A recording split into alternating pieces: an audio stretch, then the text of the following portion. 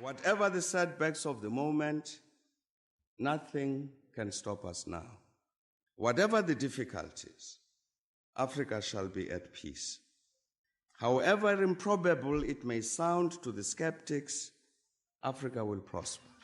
More than anything, Unisa must be celebrated as a pioneer of the distance education model, an enduring gift not only to South Africa, the continent, but to the human civilization in the knowledge arena the world over. Education is the light in a dark room. It's the spark of a dream, a passport to the future, and the seed of generational change. Through education, we reflect on yesterday and define tomorrow. Rooted in South Africa and the African continent, Unisa can truly claim to be the African university in the service of humanity. Unisa stands at the pinnacle of education through open distance e-learning, with a footprint of students in more than 100 countries worldwide. Since the founding of the university in 1873 as an examining body, we have been a trailblazer. Unisa is the first and only institution in South Africa to carry our country's name with pride, and the first public university in the world to exclusively teach by means of distance education, an ever-changing dynamic university with a global reach. Unisa's history spans the entire modern history of South Africa, opening up a world of academic study opportunities for former activists and struggle heroes, thought leaders, business people, legal experts, acclaimed entertainers, and sports stars. The university takes pride in almost 1 million alumni, with 10 alumni chapters internationally, making their mark in diverse fields and capabilities. Some of the noteworthy alumni include President Nelson Mandela, Thabo Mbeki, who is also the Chancellor and custodian of the university's Calabash Awards, current President Cyril Ramaphosa, former South African Reserve Bank Governor Jill Marcus, and current one, Lesetja Kganyago. Internationally, Reserve Bank governors of Eswatini and Namibia, to name but a few. At Unisa, the World Wide Web is our educational playground, but we also have beautiful and impressive campuses. Unisa's Muckleneuk campus is located in the city of Tshwane and is a major landmark of the capital city. The Florida campus in Johannesburg is Unisa's science campus, housing state-of-the-art infrastructure and laboratory equipment. Unisa has 6 regional hubs including Ethiopia and multiple centers across the country. We have embraced the fact that we need to adapt quickly to the fast-paced higher education environment of the 21st century, and this is reflected in our management style and leadership practice.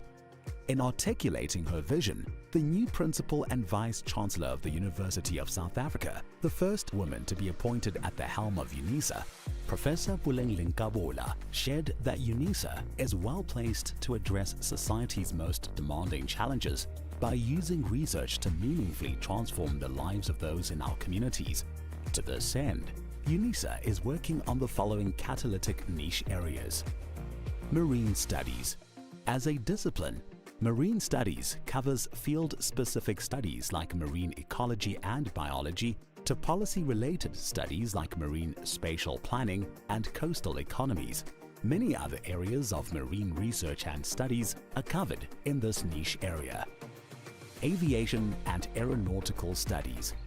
Aviation and Aeronautical Studies covers specializations in areas as diverse as aeronautical engineering and aerospace safety, and South Africa's 18 airports forms a major role player for passengers and goods transitioning to and from our country. This is a niche that supports a major component of the country's economy. Automotive Studies. The South African automotive industry is projected to grow from 600,000 to 1.4 million vehicles a year in production. There is major potential to be explored in Unisa's commitment to automotive studies. In 2022, students from the Department of Mechanical Engineering participated in the Sasol Solar Challenge with their solar-powered car that travels from Johannesburg to Cape Town without using a single drop of fuel. energy studies. Unisa's Institute for Development of Energy for African Sustainability specializes in designing chemical processes, reducing material and energy consumption, as well as carbon dioxide emissions. Space studies and Square Kilometer Array.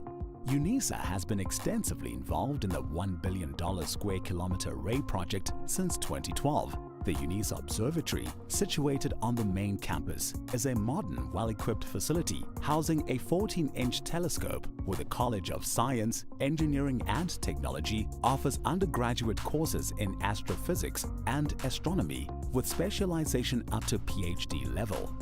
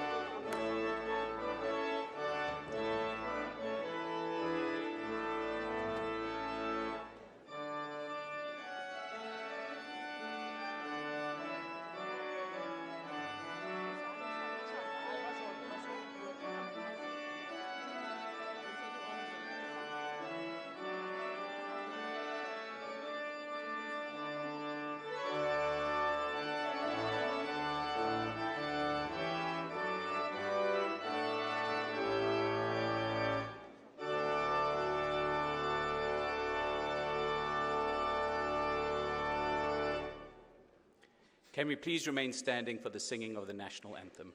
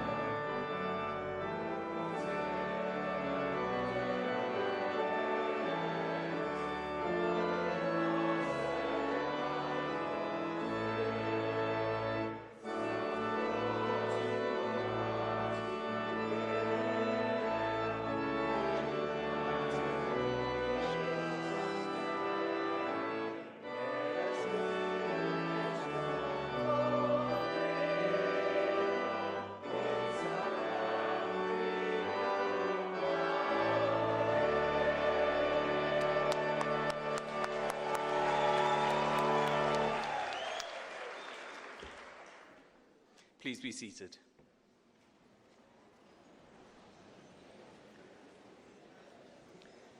Welcome to the closing ceremony of 2025. I think we can all have a smile on our face because it's been a long year. I'd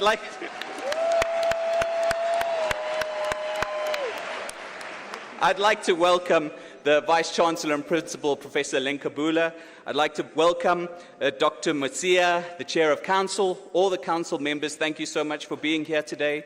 To members of the Executive Management of the University, to the Diplomatic Corps, members who are present, to the Executive Deans and Deputy Executive Deans, to the University Management, to our students who are getting awards today. Thank you so much. We're really proud of you. To our colleagues who are here as well, and of course to our esteemed guests. Thank you very much. You are welcome. Feel at home. Welcome to the African University. At Unisa, we like to do things a little bit differently because we are the African University. We don't just teach Ubuntu, the philosophy of Ubuntu, but we practice it. So today, I'd like you to greet the person on either side of you in your mother tongue, please, so we can learn how to greet one another properly at the African University. Okay. Hello, how are you? Okay. Okay.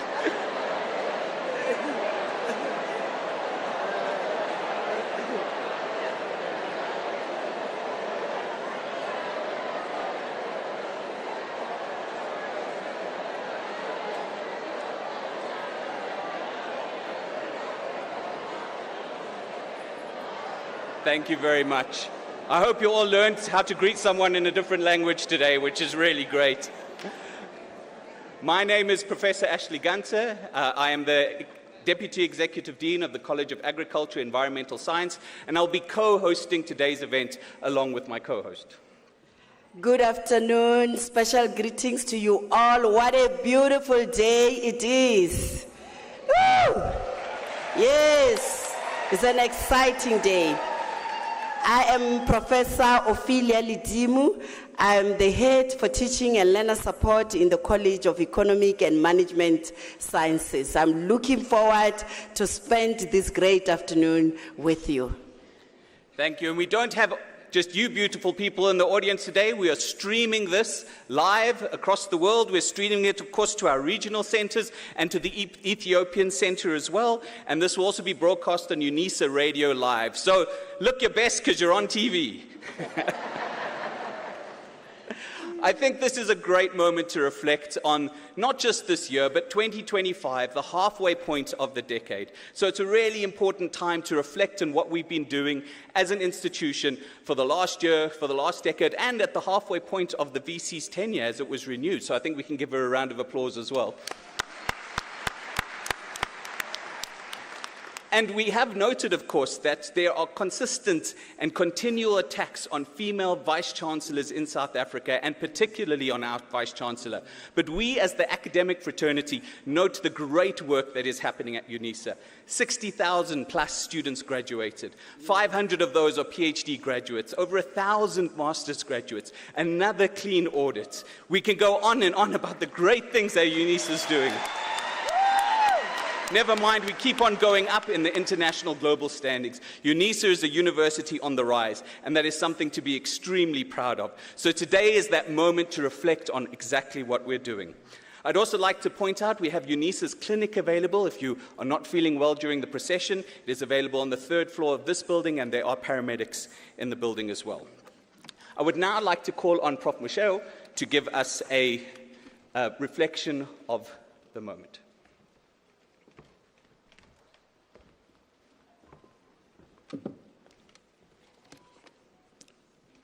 Program directors,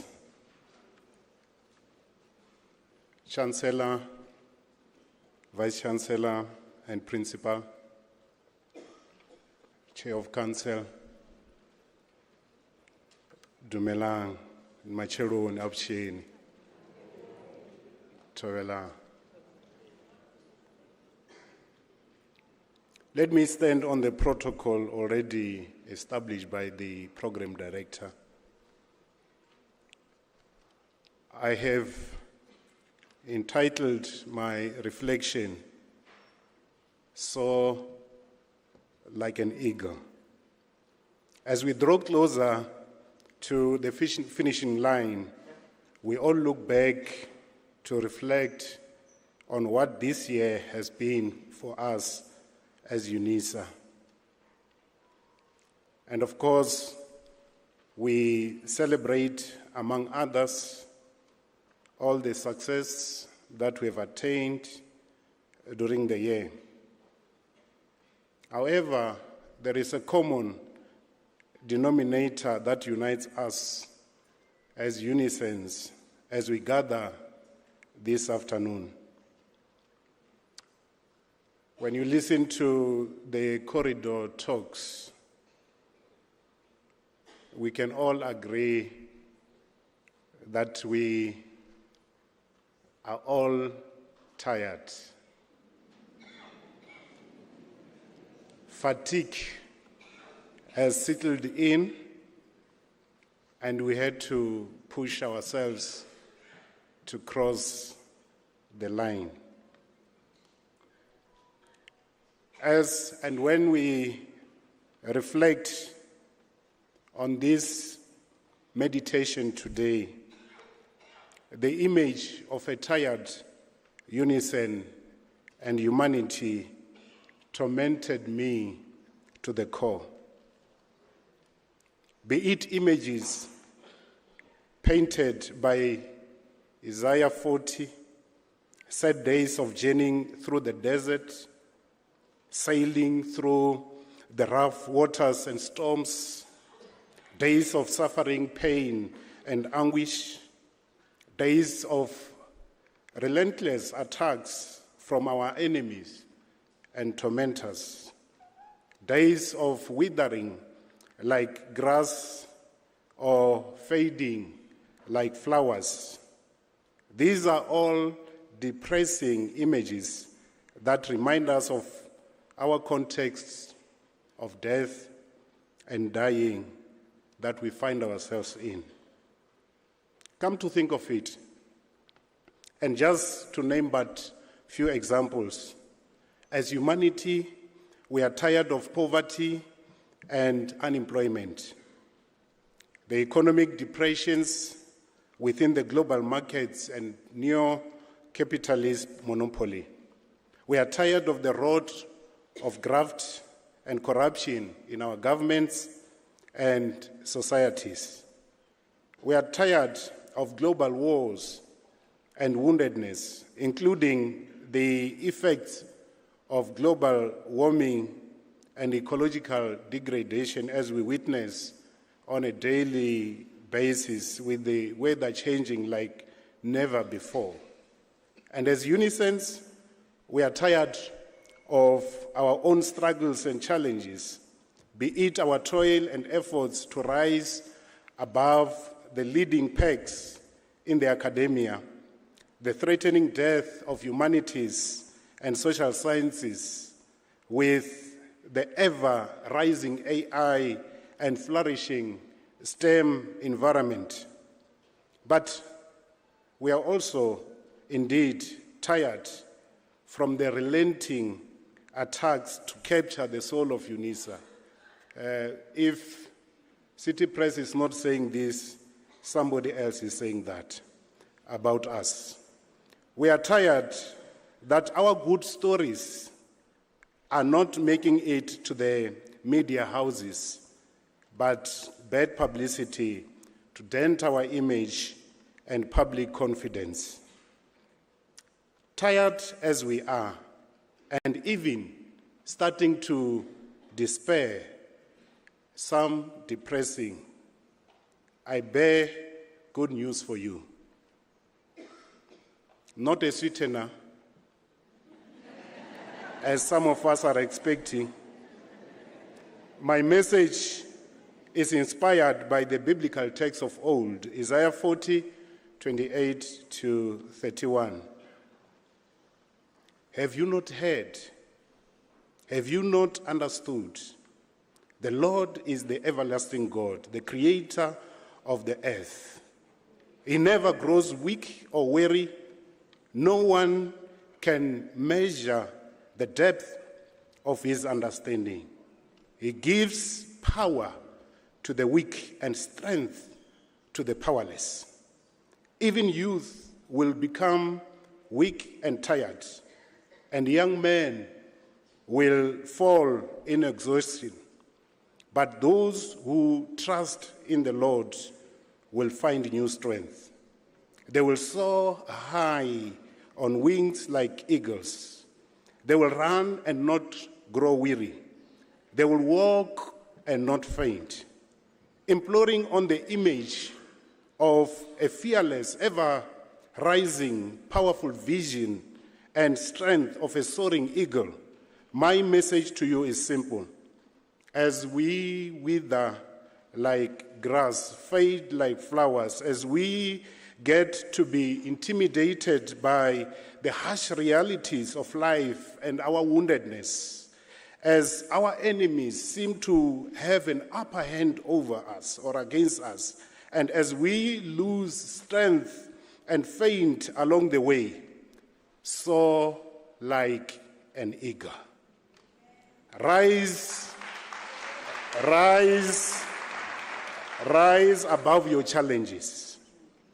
In the spirit of mentorship and in the true sense of Busadi theorization, do not forget to teach the younger academics, emerging scholars, and even our students how to soar amidst all our challenges. Like a soaring eagle, we should push our students, tapping into the resourcefulness of our cutting-edge knowledges to soar like eagles. But it cannot be knowledge if it doesn't teach us the basics of skills to survive and also to soar in prosperity as we embrace the spirit of entrepreneurship. It cannot be knowledge unless it reconnects us to the soaring God who is forever on the side of the weak and vulnerable in order to replenish them. He is great and the greatest equalizer ever, and has demonstrated his soaring power in the resurrection of his Messiah, whom the Spirit of God did not allow him to rot nor decay. The same power is able to give us strength and renew our energies to soar to greater heights as Unisa, way beyond our challenges. As I conclude, my prayer for you is simple. May God protect you and keep you safe during this festive season.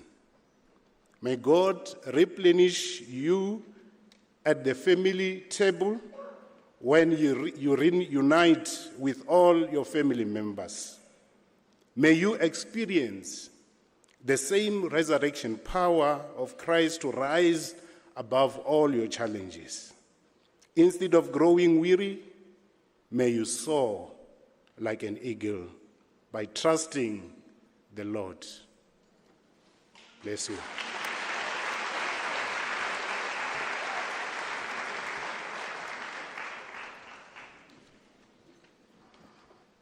Thank you very much, Professor.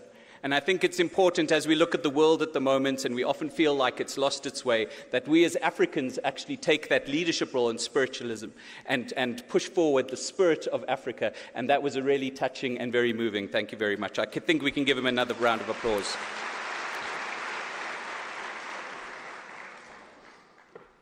I would now like to ask Professor Supporter to come and do the opening and welcome.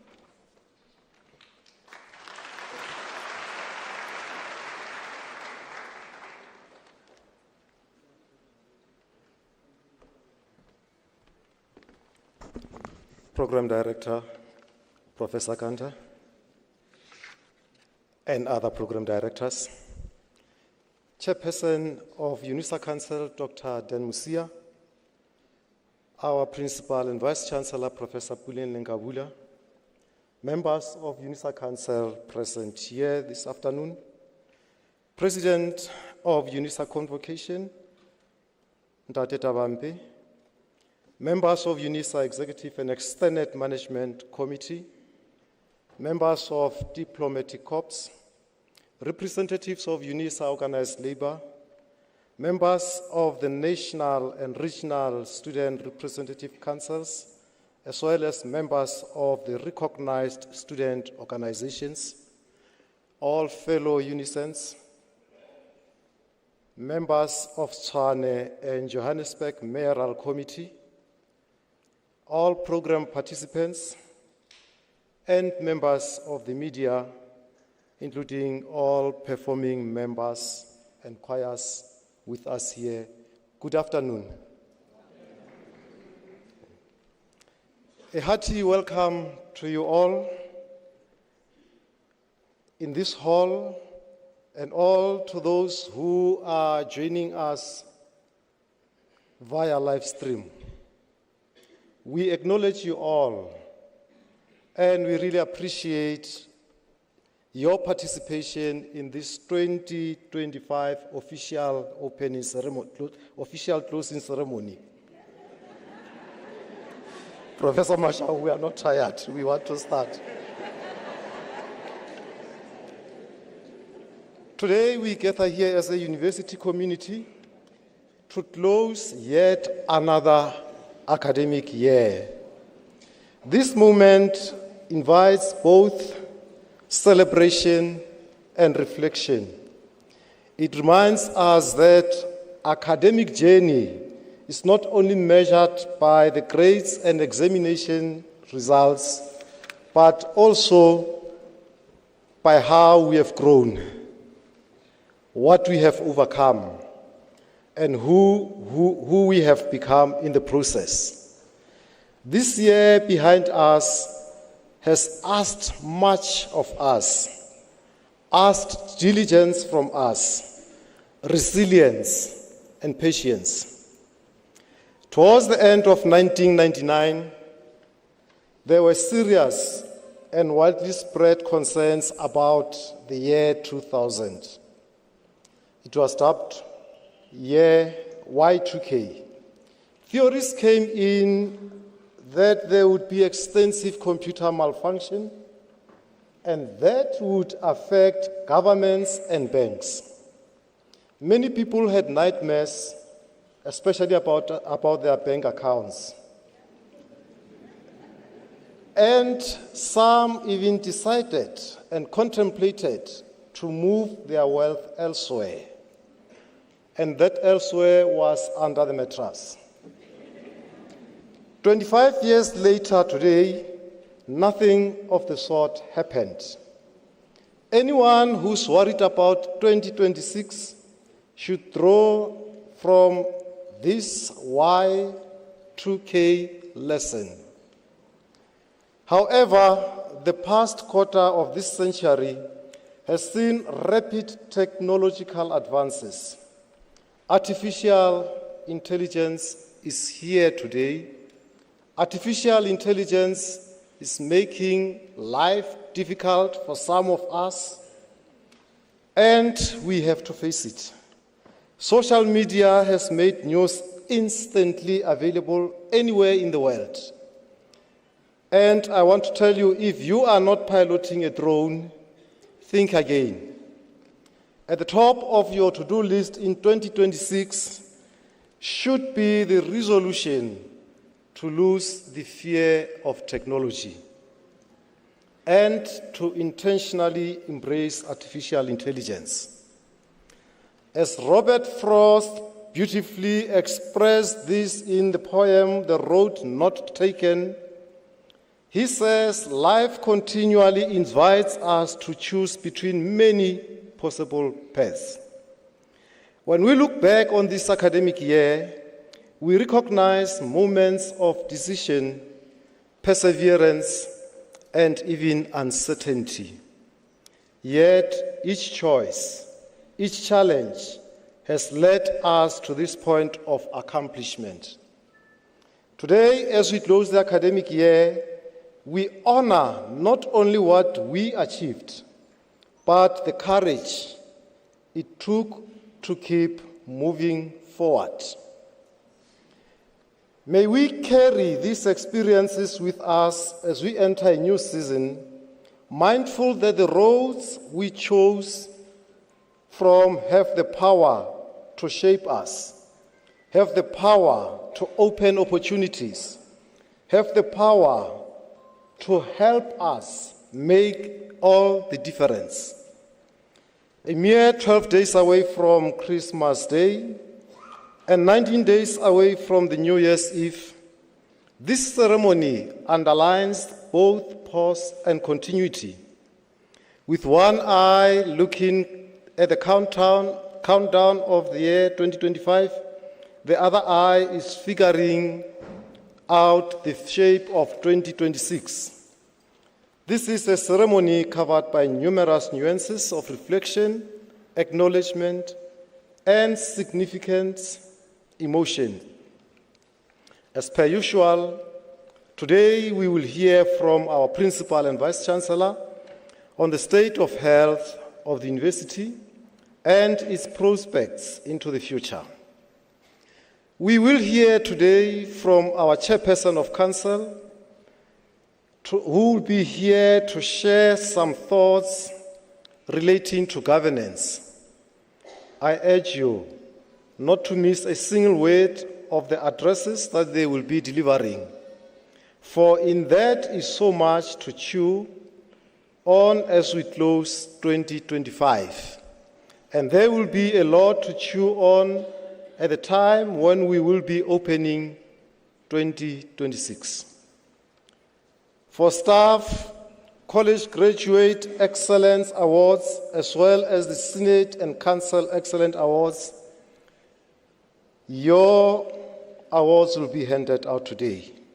And that is a clear reminder that hard work and diligence will be seen and acknowledged at Unisa. For students, it is a multicolored period, celebration of the module passed, jubilation that graduation is the next step, and anticipation of the upcoming registrations. But also a time to pick up pieces. It is also a period of satisfaction because we have now proudly and accurately scored our performance for 2025. I'm sure that the reason we look so happy is because we have all excelled during 2025. It is also, of course, time to celebrate unexpected angles. Professor Mashao told us about the sweetener. I hope Professor Mashao will get that. And also to celebrate the festive season that is just upon us. This celebration is also about letting our head down a bit, at least for those of us who, like me, still have some hair left on their heads. To get us singing, humming, and dancing, this stage will soon be occupied by our own Unisa choir, as Marie Labuskachne, DJ Lamis, Advice Mtubi, Tebogo Muruti, and a medley gospel artists. We also have amongst us inimitable and explosive Mzwake Mbuli.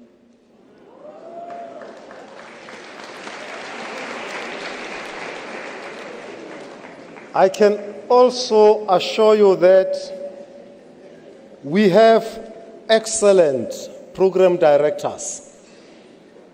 Professor Ganta, an acting deputy dean from College of Agriculture and Economic Sciences. Professor Oulidimu, school director from College of Economic and Management Sciences. Professor Senukwani, the acting executive director, Department of Institutional Advancement. We also have with us here Ketukutula Mbata, who is our sign language interpreter, and Eugenia Jose, also our sign language interpreter. All of this, ladies and gentlemen, has been nicely packaged especially for you, because you are the ultimate VIPs today. That is why it is such a great pleasure to, on behalf of our Chancellor, His Excellency President Thabo Mbeki, our Chair of Council, Dr. Dan Musia, our Principal and Vice Chancellor, on behalf of the entire university, to welcome you to this closing ceremony this afternoon. As it closes this academic year, let us carry the lessons and the progress and the hopes we all experienced this year to the next year. May the coming year find us renewed in purpose, united in vision, and prepared to embrace the opportunities and challenges that lie ahead. I welcome you once more and enjoy the ceremony. Thank you.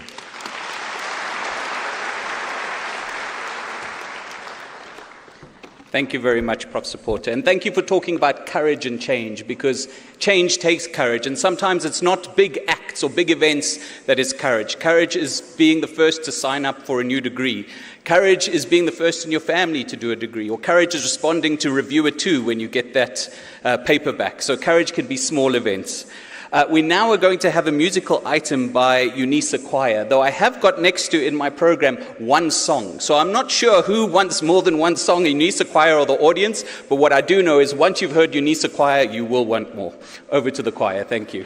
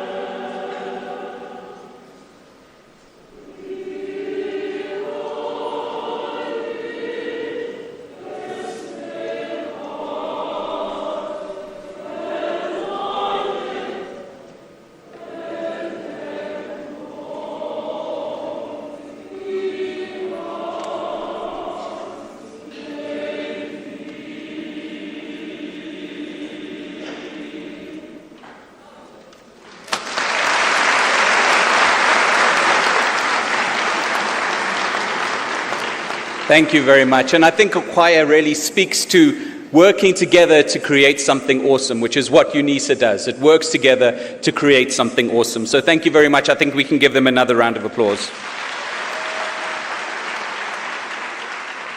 I would now like to request Dr. Mosia, the chairperson of the Unisa Council, to deliver the chairperson's remarks.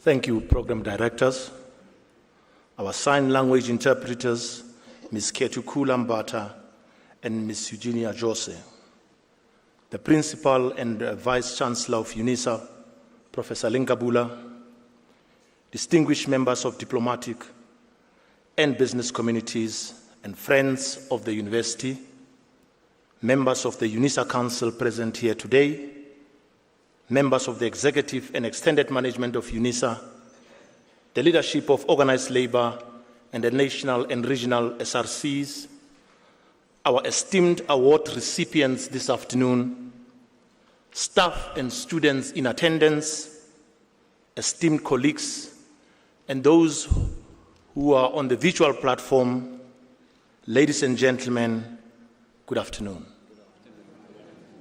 Good afternoon. It is both a privilege and a profound responsibility to stand before you today as we draw the curtain of the 2025 academic year. At the beginning of the year, when I delivered the speech during the academic opening ceremony, I imagined a year of challenges, of hard work, most importantly, of collective triumph. As I look across the hall this afternoon, I see the living proof that our vision was not a dream, but a reality we have built together.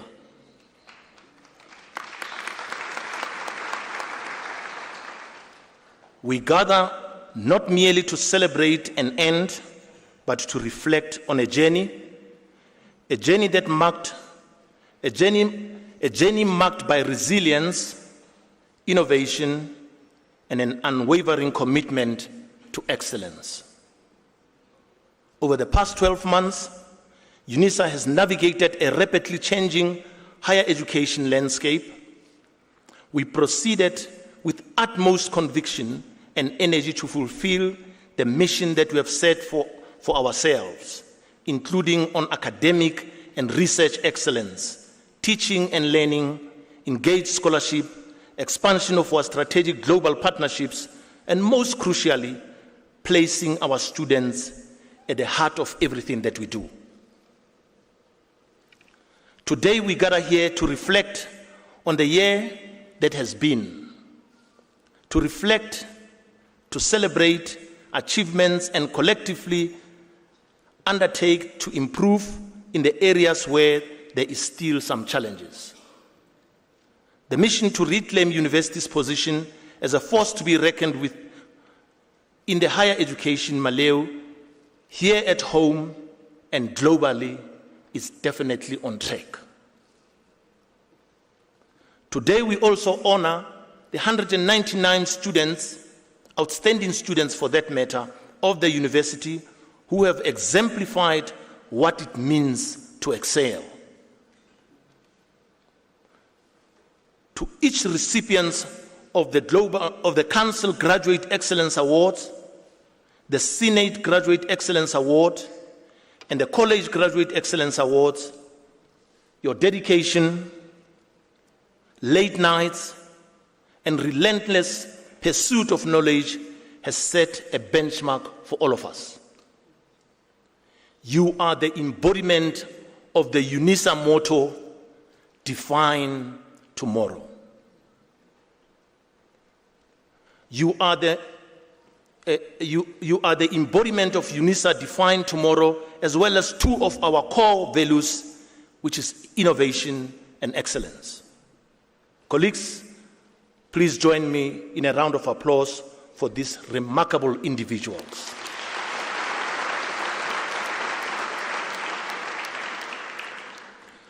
Allow me to also take a moment to acknowledge the architects of this success. To our Principal and Vice Chancellor, Professor Linkabula, your steadfast leadership has steered us through turbulent waters with vision, precision, and calmness.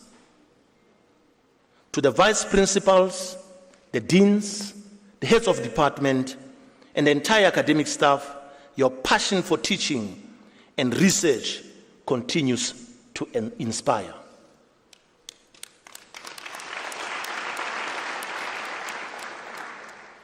To the support staff, whose behind-the-scenes efforts keep the institution running, you are the backbone of Unisa.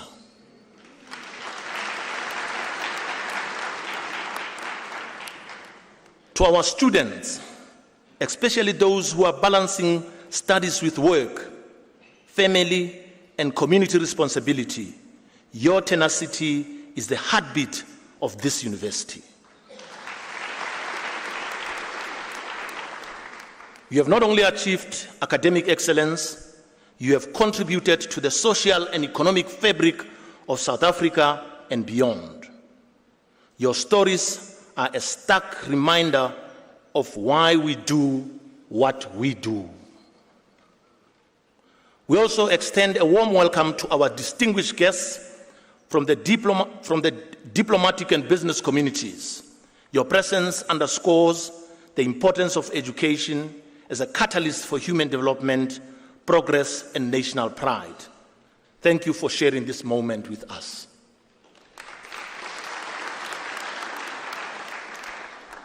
As we reflect, several milestones shine brightly, but the following are really worth mentioning. A combined 65,000 plus students graduated with Unisa during the spring and autumn graduations this year.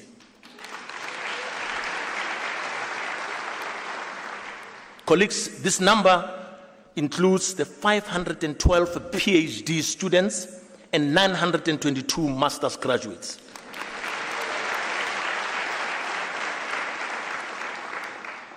No other university in this country and even globally can match these numbers.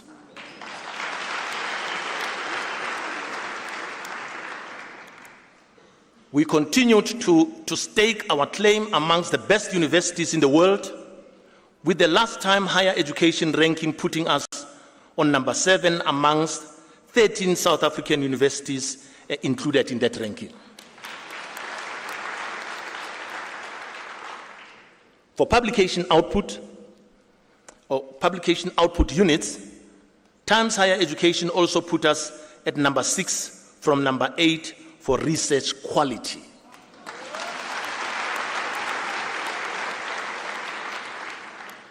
The academic ranking of the world universities ranked Unisa amongst the top 8 universities in the country and also in the top 1,000 universities worldwide.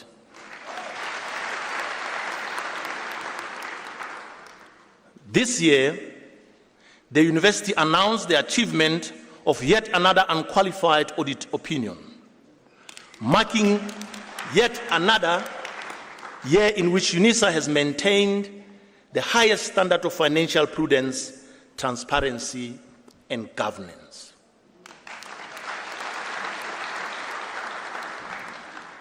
Colleagues, the list is endless. The Unisa train is an unstoppable juggernaut. These achievements are not the result of a single individual or a single year. They are the product of a collective ethos that values collaboration, integrity, and commitment to societal betterment.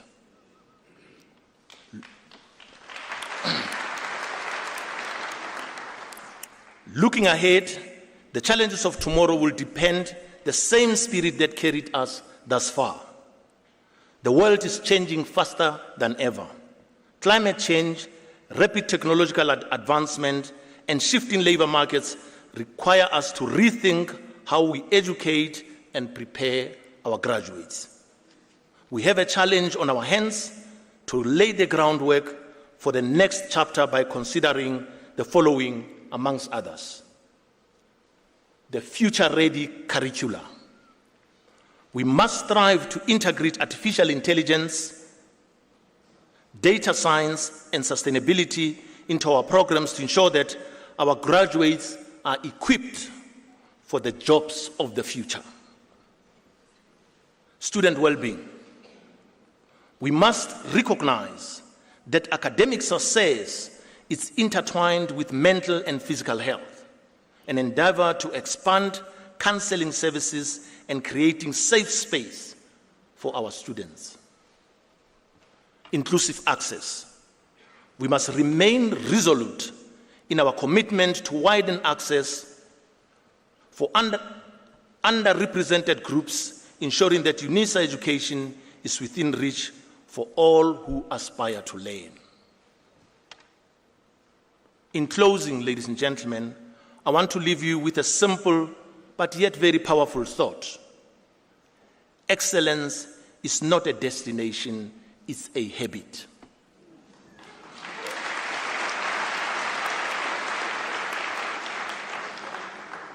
It is the habit of showing up, of giving your best, of lifting others, and of never settling for good enough. Today, we celebrate the habit of excellence that each of you has cultivated. To the award recipients, wear this recognition not as a trophy, but as a reminder of the responsibility that comes with that achievement. To the entire Unisa community, let us carry this momentum forward, knowing that together we can shape a brighter future for our nation and indeed for the whole world. Thank you for your dedication, your passion, and your unwavering belief in the transformative power of education. May the year ahead be even more prosperous, innovative, and impactful. Congratulations to all, and let us continue to write the next chapter of Unisa's story together. I thank you.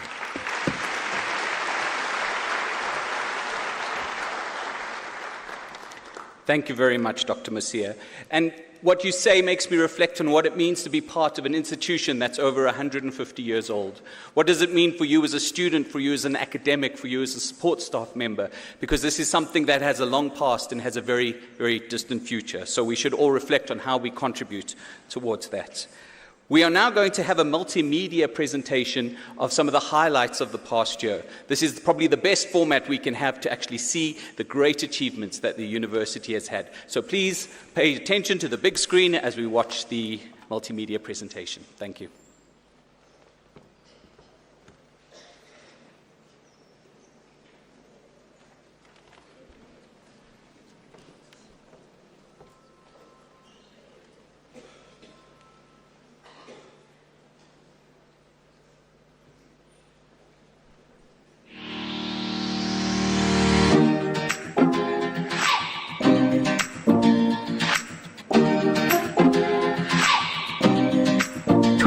A year filled with progress, purpose, and pride. The University of South Africa stood tall throughout its campuses, in its online classrooms, and across the globe as it engaged with the world as an esteemed and trusted partner in higher education excellence. With its sights firmly fixed on making the future a present-day reality, Unisa has continued to define what it means to be the African university in the service of humanity, an African institution with a global soul. The year commenced with a palpable atmosphere of enthusiasm at the 2025 academic opening ceremony. Mr. Buti Manamela, Minister of Higher Education and Training, addressed the enormous responsibility that institutions of higher learning bear.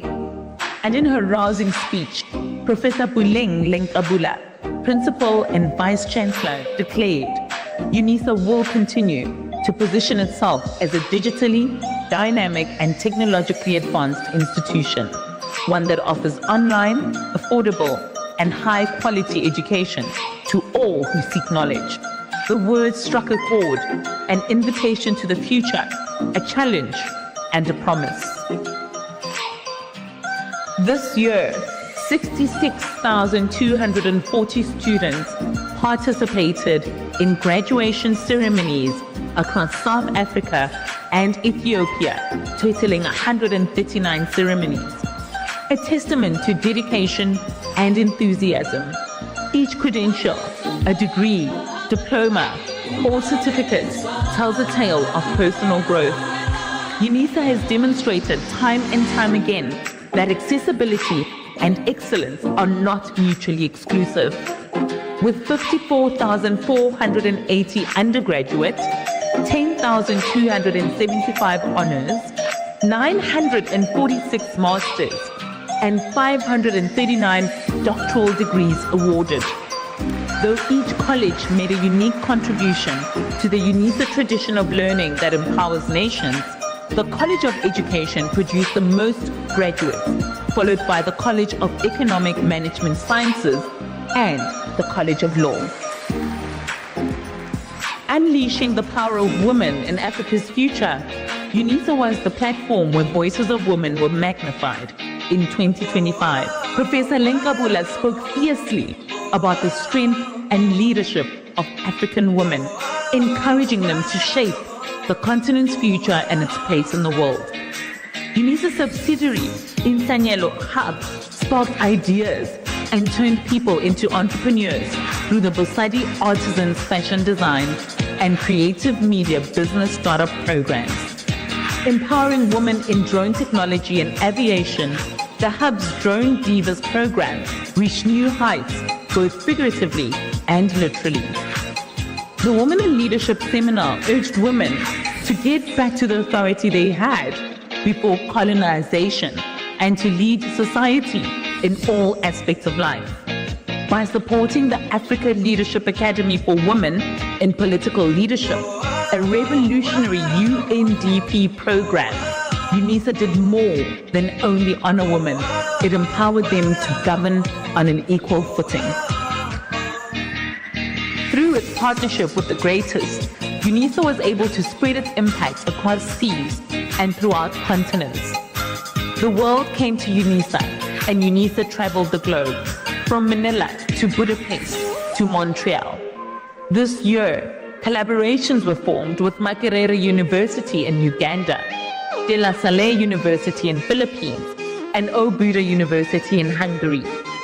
By working with Russian institutions, such as the Patrice Lumumba's People's Friendship University and Tiananmen State University, Unisa established the isiZulu language and culture as a new presence in Russia.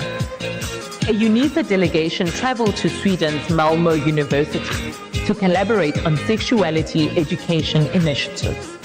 Unisa's reputation as a truly global African university was also enhanced by partnerships with Carleton University in Canada, Shandong Agricultural University in China, Sacramento State University in the USA, Obuda University, and Edwards Laurent University in Hungary, the Virtual University of Pakistan, and in Tanzania, the University of Dar es Salaam and the Open University of Tanzania. Unisa co-hosted the Thabo Mbeki Africa Day Lecture in Dar es Salaam, and the university's Katalist niche areas were at the center of deliberations during the panel engagement on research needed to advance the African continent. The numbers tell a story of excellence. Unisa rose from 797 to 732nd globally in the 2025 Webometrics ranking, and improved in the Times Higher Education Impact Rankings, achieving 66.3 points with top quartile performance on quality education, decent work, and gender equality. In the prestigious academic ranking of world universities, Unisa moved into the 801 to 900 range, one of only 3 African institutions to improve its global position this year. Similarly, the Unisa Brand Reputation Index survey outcomes indicate a significantly improved Reputation Index score 80.4 compared to 71.77 in 2022. Unisa's voice reached even further this year as Unisa Radio expanded its platform beyond digital streaming on national television.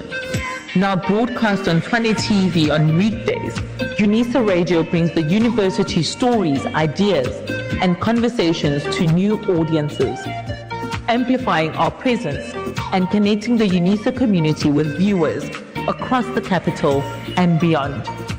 The climb continues, step by step, rank by rank, proving that Africa's excellence can and does compete with the best in the world. The 2025 Catalytic Niche Area Research Symposium, themed Innovating for the Future, Integrating Technology, Sustainability, and Humanity, brought together Unisa researchers and experts from across the globe to discuss practical and research-driven solutions to some of the world's most critical challenges. On a national and world stage, Unisa's Science Campus was the focus of an SABC Morning Live feature, which highlighted recent advancements in the crucial specialist niche areas. A gathering of astronomers from around the world converged on Africa as Unisa played home to the African Astronomical Society Conference and General Assembly. Unisa and Air Traffic and Navigation Services strategic partnership was a watershed moment that advanced aeronautical and aviation research, while Unisa and Chinese aerospace giant Star Vision officialized a historic partnership that is set to leverage the company's cutting-edge satellite platforms and the university's research expertise in artificial intelligence and data science. Unisa continued to be an advocate for the people by facilitating conversations that brought together representatives from academics, government, and society at large. Delivering the keynote address at the first national convention of the National Dialogue held at Unisa, President Cyril Ramaphosa reminded the nation that this dialogue belongs to all South Africans. There is no such thing as a little voice or an uncomfortable viewpoint. Both deserve to be heard. Unisa made sure the global conversations reached local hearts at events like the G20 Africa Investment Summit, where the university, together with partners, launched the first of its kind Academia Public-Private Diplomatic Corps Forum. Unisa, in partnership with the Department of International Relations and Cooperation, also took the G20 dialogue to the people at community town hall engagements across South Africa. Collaborating with the Special Investigation Unit Academy, Unisa established a master's degree program in anti-fraud, bolstering the administration of justice through education. At continental events such as the AAU 16th General Conference, Unisa reiterated its role as a front-runner in rethinking partnerships between Africa and the global north, and foregrounding the relevance of the transformative agenda encapsulated in African Charter. Unisa remained a stage for innovative discourse and dissemination of new ideas in the academic world. Some of the world's brightest minds came together for conferences on higher education, artificial intelligence, and innovation. With events like the 2025 Research and Innovation Week and the Unisa Innovation Festival, which celebrated the transformative power of ideas, Dr. Nkosazana Dlamini Zuma's Carriers Public Lecture, which emphasized the need for moral leadership, Unisa solidified its position as a center for significant ideas. The university also hosted the midterm conference of the Think 20 and the second international conference on higher education teaching, learning, and student support. The rallying cry for sustainability resounded throughout the academic community. Unisa championed research to discontinue the use of single-use plastics, fostered community-led ecological initiatives, and served as a regional co-host for the Global Sustainable Development Congress in Turkey.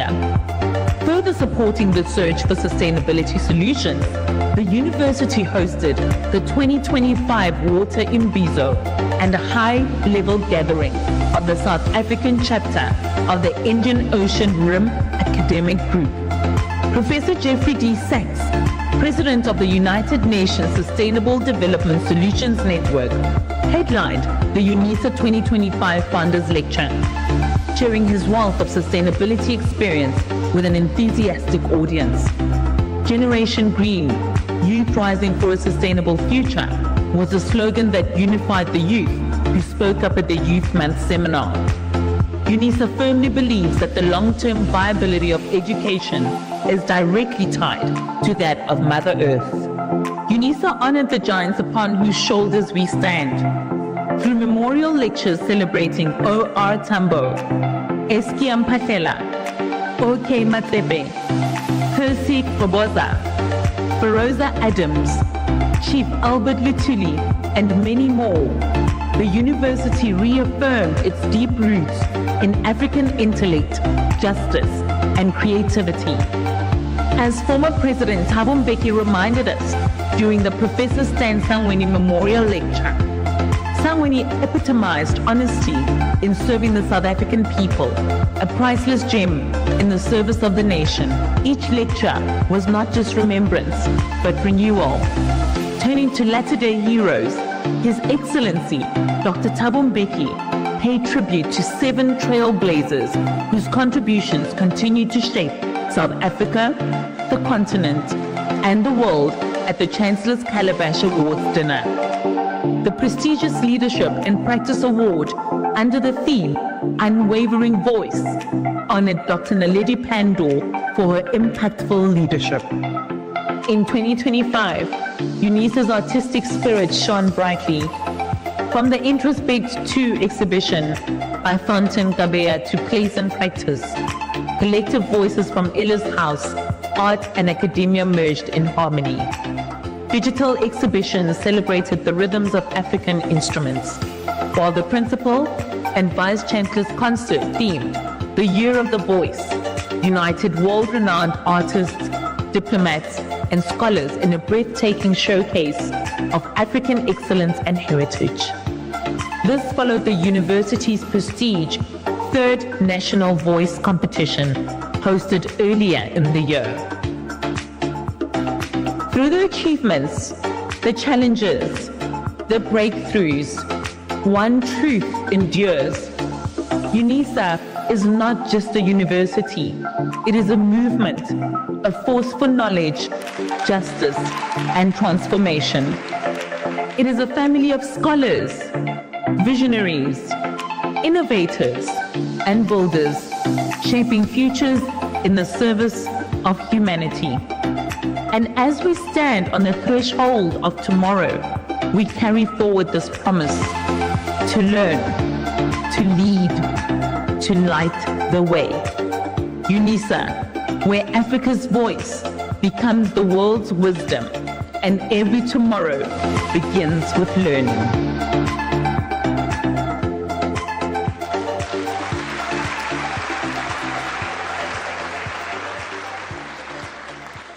Ladies and gentlemen, please put your hands together for the Department of Institutional Advancement who put together that fantastic video. And just a reminder that all those achievements are thanks to our great researchers, our great lecturers, our great students, our great management team, and our great support. So I think we can put our hands together for all of us here today. Thank you. I would like to call to the stage now Mzwakhe Mbuli, the people's poet.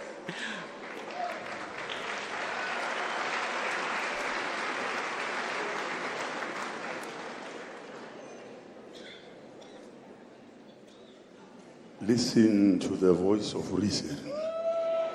Words of wisdom have to be ushered. A better world have to be filled. Listen to the voice of reason. Now is the time to unchain the minds. Now is the time to unchain the hearts. Imagine yourself a new dream. Imagine yourself a new society should emerge. Hearken the voice of reason. Ethnic conflict, racial venom, is like a social dynamite.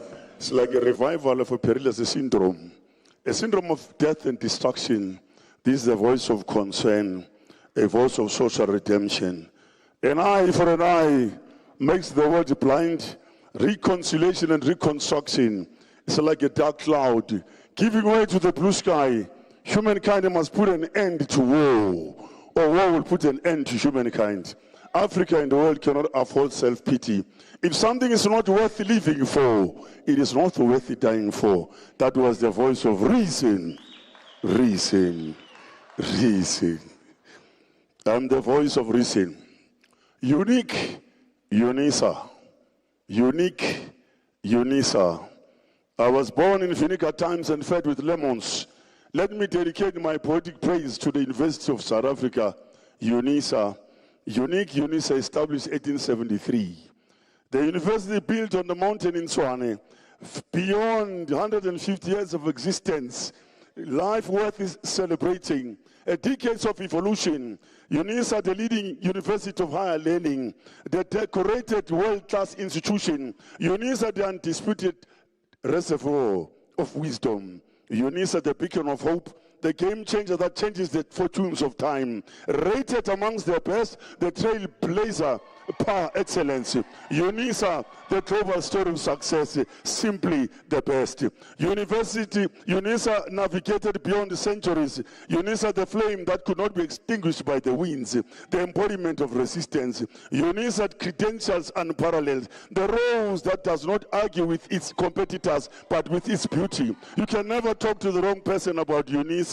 Unisa cares. Unisa offers timeless wisdom. Hard work never disappoints. The day you plant the seed is not the day you eat the fruit. Dreams and goals have no expiry date. Education is forever. Anxiety is the enemy of precision. Hunger does not take a day off. There is no vaccine for knowledge. Time has no holiday. The road to success has no escalators. Excellence deserves applause. Unisa produce iconic figures and leaders. Unisa produce professionals and presidents internationally acclaimed. Visionaries are unstoppable. Visionaries are unstoppable. Victory starts in the mind. Behold, in the 70s, Barney Pichare became Unisa's first black vice chancellor. Currently, Professor Puleng Lenkabula has become the first woman vice chancellor in Unisa. The chains. History has no blank pages. The chains of slavery were never broken, but removed from the legs to the brains. Unisa prevailed beyond acid time. Unisa prevailed beyond British colonialism. Unisa prevailed beyond apartheid regime and its brutality, like the baobab tree and the eagle. Unisa prevailed all kinds of man-made storms and barriers. Patriots, never allow the devil to rent a space in your minds. The future belongs to brave, brilliant brains. The future belongs to ethical leaders. The future belongs to incorruptible, principled truth tellers. The future belongs to extraordinary, innovative generation. No, the future does not belong to prepaid leaders, pretenders to the throne. Indeed, the future does not belong to prepaid leaders. Africa, the richest continent, reclaim your glory. Africa, rise beyond humiliation. Africa, rise beyond human imagination. Rise, Africa, rise. Rise, Africa, rise. Let me dedicate my poetic praise to the endless list of illustrious alumni. I speak of Nelson Mandela. I speak of Ahmed Kathrada. I speak of Archbishop Desmond Tutu.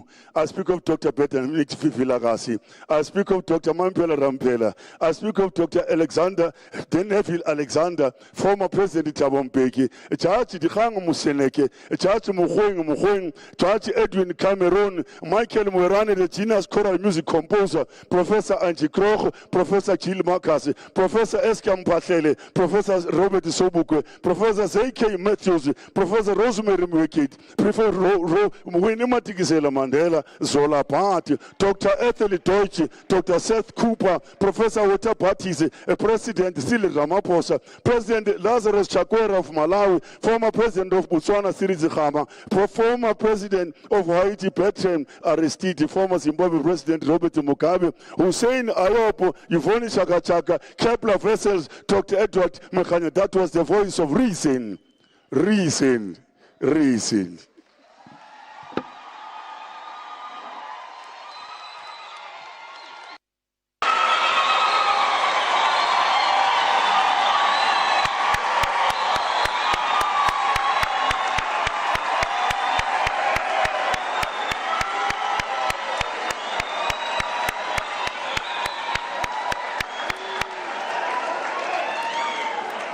Wow, wow, wow. If that doesn't inspire you, what will? You're in some good company here, I could see that. I think another round of applause. That was just amazing. The people's poet, the voice of reason. And on that really great note, I now call on Professor Lenkabula to come and give us the year-end address. Please give her a round of applause. The first female Vice-Chancellor of the University of South Africa.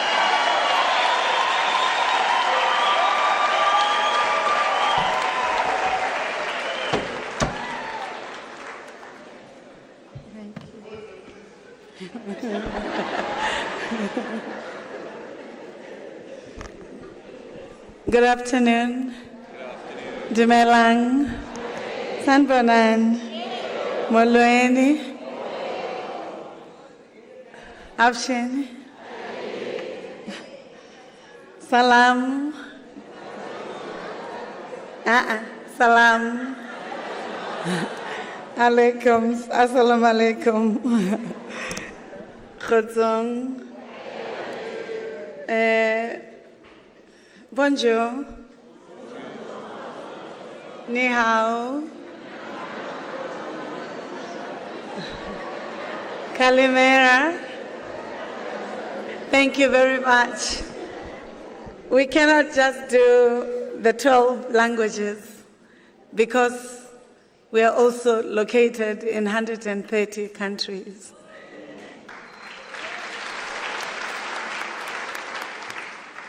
Program Director Professor Ganta and Professor Lidimu, our colleagues who are leading the actual charge for this afternoon, thank you very much for inviting us. Let me also acknowledge our sign language interpreter, Ms. Kay Mbata and Mr. E. Jose or Jose. Can I request that we give our colleagues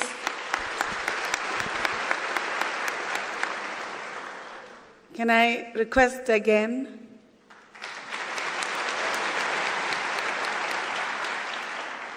This is because we still, as a university, have to work hard to ensure that the 12th language is taught in our university, and that's the work that we're trying to do. Thank you. Colleagues, let me recognize our Chancellor, His Excellency President Beki, participating virtually, the Chair of Council, Dr. Diao Musia, and all members of Council here present. Let me also recognize the primary stakeholder leaders of our over 380,000 students, President Mabilani, the SRC President, supported by the SG of the SRC, Mr. Dlamini. I thought the students would give them a round of applause.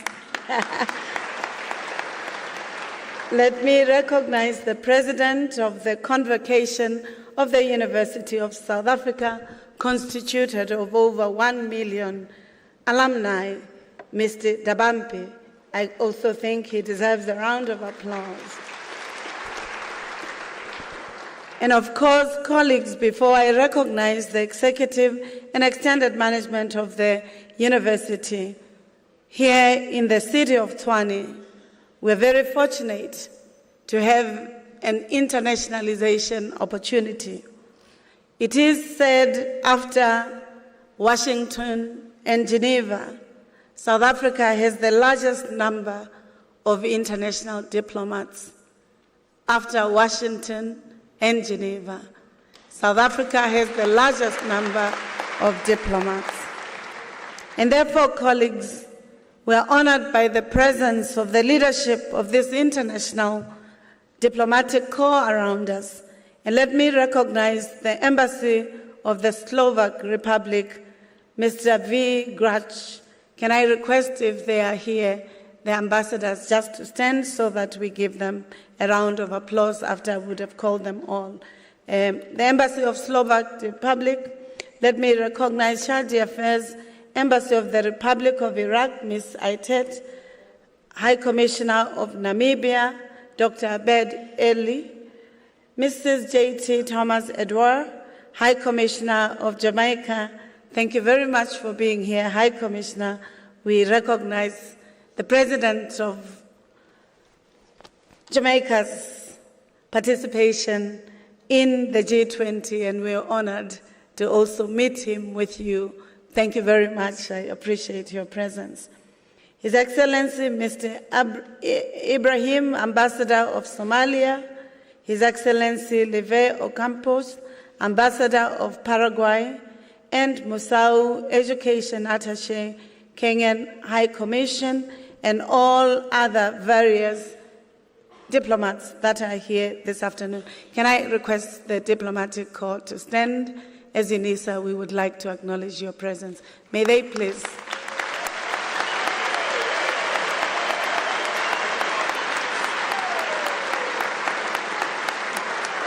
Colleagues, thank you very much. I thought we would do it the African way. They're not used to it. Thank you. Thank you very much. We thank you for being the friends of our country and the partners that ensure that South Africa in the world is progressive, meaningful, and contributes to the best of humanity as it is of the environment. Regional directors from all varied regions of the university, recipients of various awards, representatives of Unisa, and of course, the lifeline of the university, the academicians. Can I request a round of applause for them? The professional staff of Unisa, can I request another round of applause? The administrative staff of the University of South Africa, another round of applause.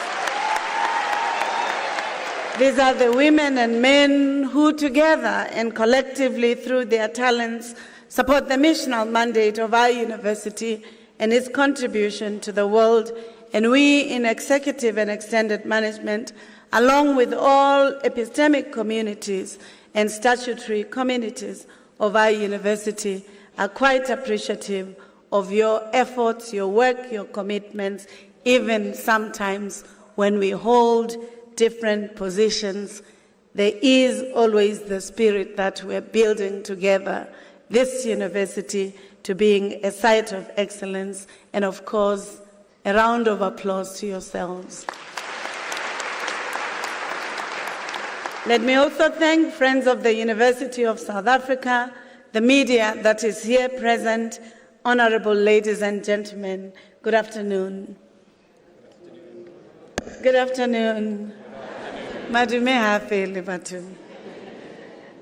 In his classic book, No Longer It Is, Chinua Achebe takes the idea of education as a public good, as well as the idea of progress, to another level. And when he talks about transformation, the pressures of transformation that require universities to being at the center of the changes that the publics, the private and civil society has to attend to.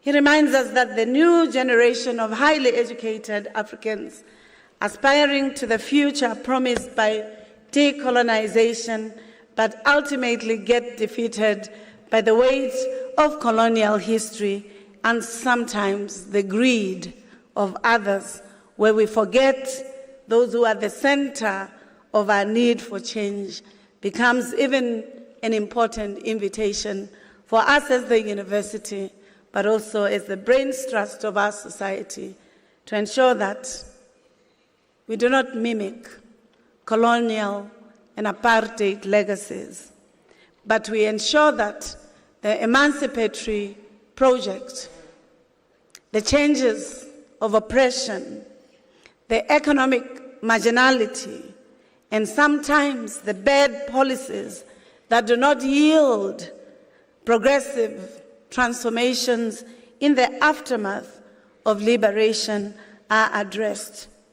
I'm sure as we watch the Zondo Commission, the Madlanga Commission, and the many efforts that try to correct the past, or even some of the actions in the present, we realize that who we teach, what we teach in universities, these colleagues who go on to lead our society, we must ask, what were they taught?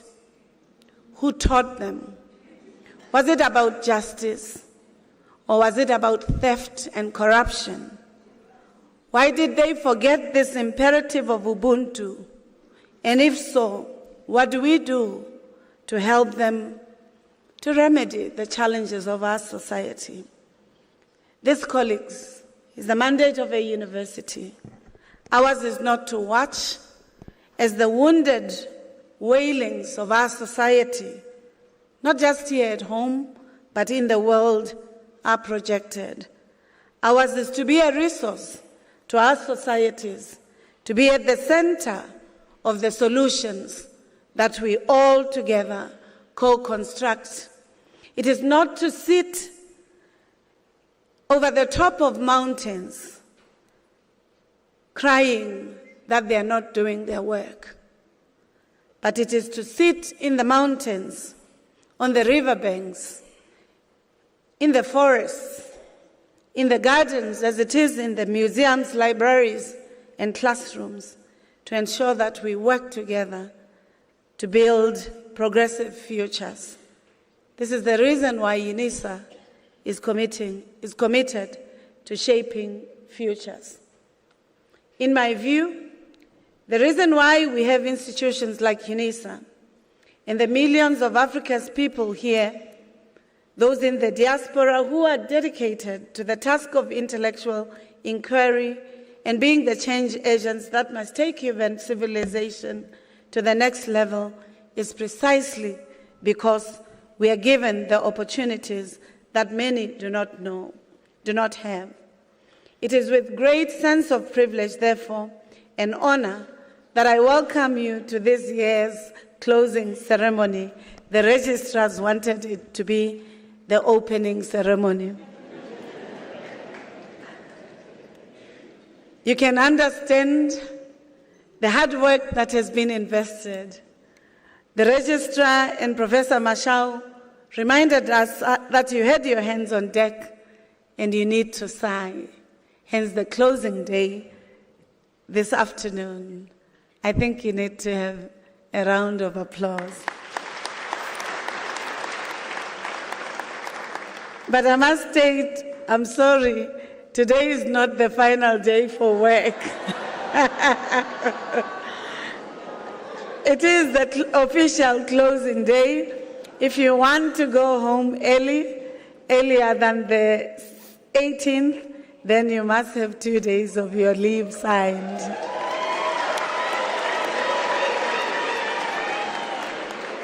And we are going to check whether you have signed the 2 days. I'm joking. The closing ceremony is an important part of the academic calendar. As the Chair of Council would have said, it is a period where we analyze, assess with integrity and honesty the journey that we would have traversed. It is where we are not ashamed to say what are the challenges and why we need to address them. It's also where we say we have invested in these areas of work and we have garnered strength, accomplishments that must be celebrated. And therefore, colleagues, I'm truly appreciative that today we can celebrate the successes of this term, the 2025 academic year, we can also celebrate the 5-year tenure of progress, struggle, triumph, and indomitable spirit of yourselves as unisons and your collective leadership.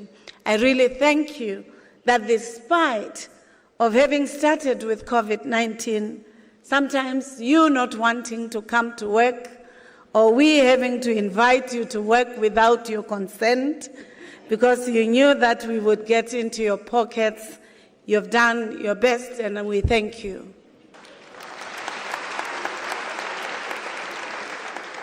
Program directors, we gather not merely to close another academic year, but also to celebrate the university whose impact echoes across South Africa, our continent, and across the whole world.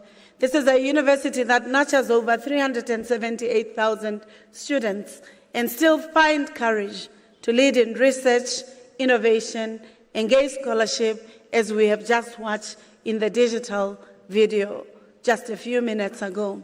I'm speaking about our institution, the only university in South Africa offering a full suite of undergraduate to doctoral qualifications in archival studies. No university in South Africa does that.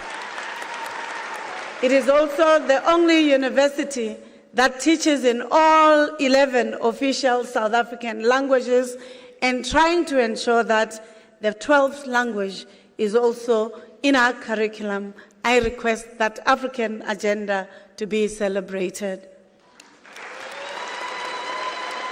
We don't just do our 12 languages in South Africa. We are the university that offers Mandarin because we understand the geopolitics. I think we need a round of applause. We also recognize that in this continent, there are those who use French as the language for engagement, for research, but also for business. We teach French, Portuguese, and other languages, including Arabic. This is your university, colleagues. It's a university, as the chair would have said, that continues to rise, to serve, and to continue to place humanity at the center of the intellectual, academic, and research missions. And therefore, colleagues, as we gather this afternoon, it's a moment of reflection, accountability, and renewal. Kwame Nkrumah just said, "Forward ever, backward never." Did you hear that? Forward ever, backward never. At no point has Unisa been amongst the top 5 universities in research. And today we received information that we might be top 4 or top 5 in research outputs.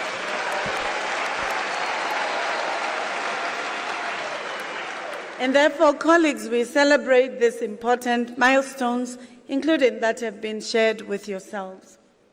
We also meet during a difficult time in the calendar of our country, but also of the continent and the global arena, because violence, gender-based violence and femicide are not just a pandemic for South Africa, but a global pandemic that must be addressed.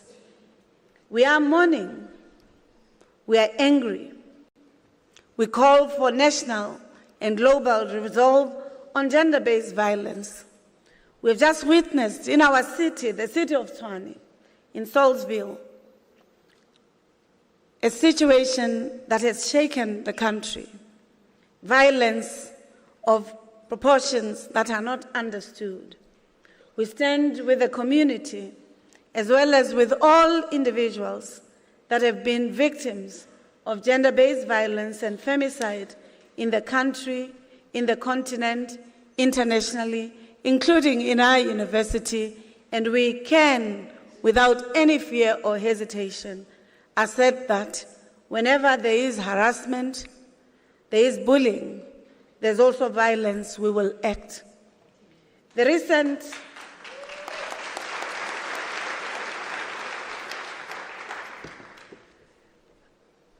We will act because, colleagues, we have a responsibility to act decisively so. This, colleagues, is not a moral obligation, but an institutional imperative. It must be done whether we're shaking or not shaking. Since the beginning of my tenure in 2021, there have been several concerning incidences of violent behavior within the institution. These incidents were witnessed by senior members, but also by staff, students, some of whom reported them, and some of whom sometimes are fearful. It is our responsibility in such situation to ensure that we give a wraparound system that helps colleagues never to accept violence, but to ensure that we put the necessary remedies.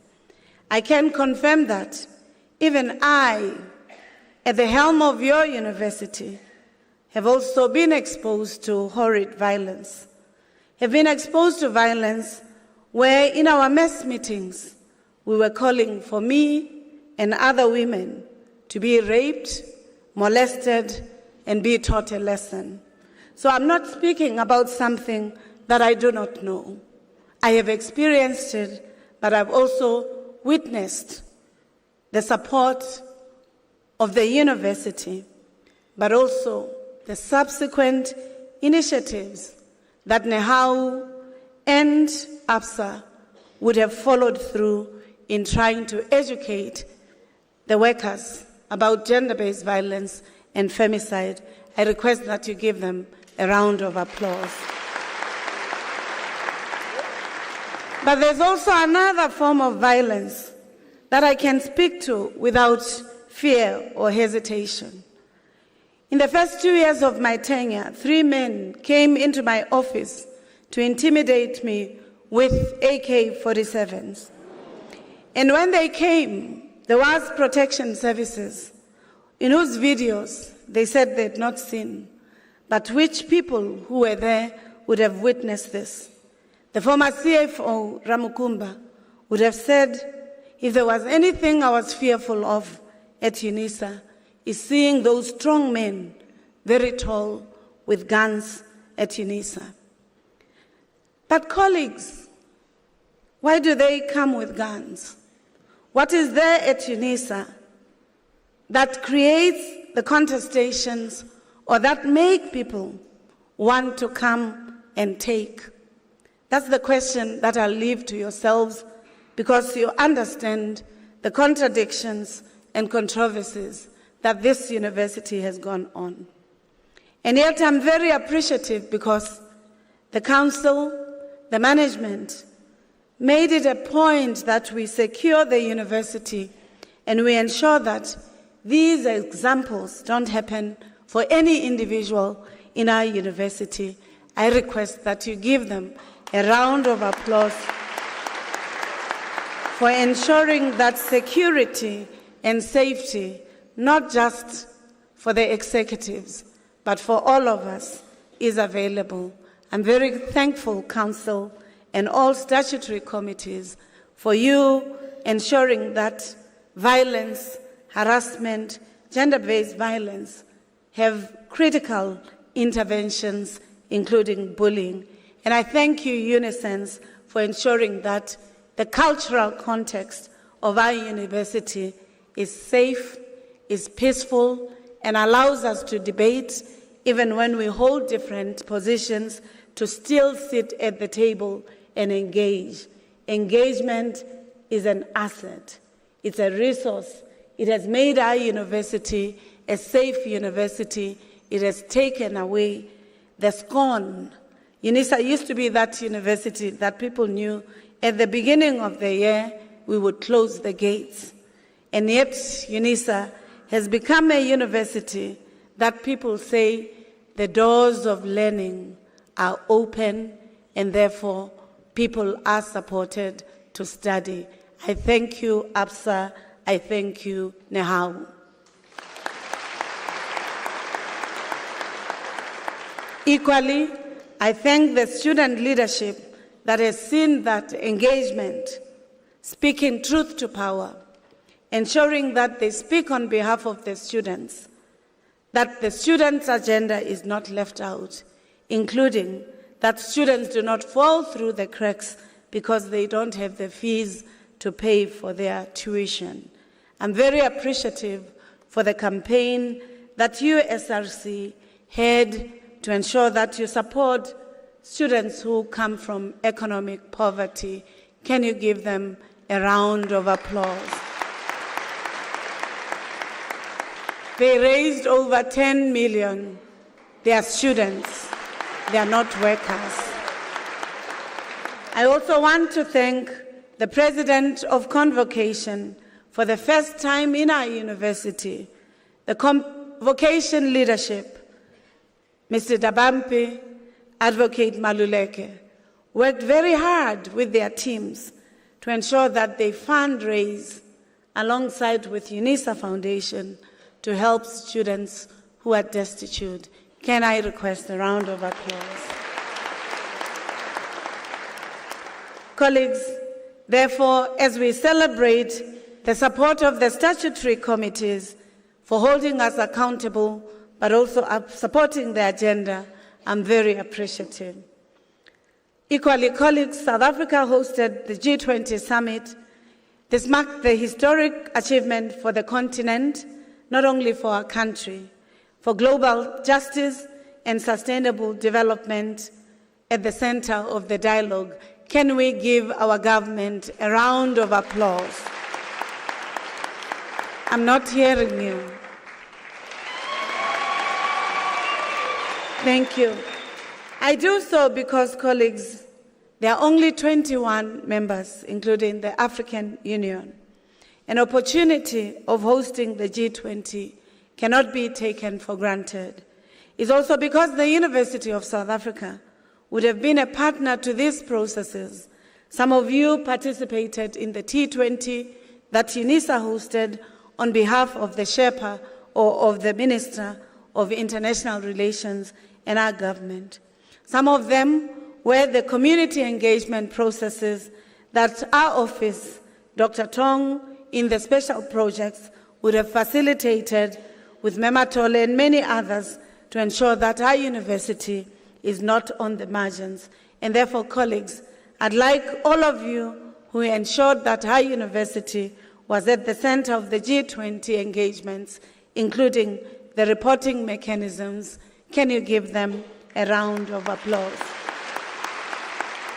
It is important because while many African countries continue to enjoy duty-free or low-tariff access to AGOA, South Africa has been designated as a special case, now facing steep tariffs, including 30% general tariffs, 25% on automotive exports, and 50% on steel and aluminium, placing our exporters at a disadvantage.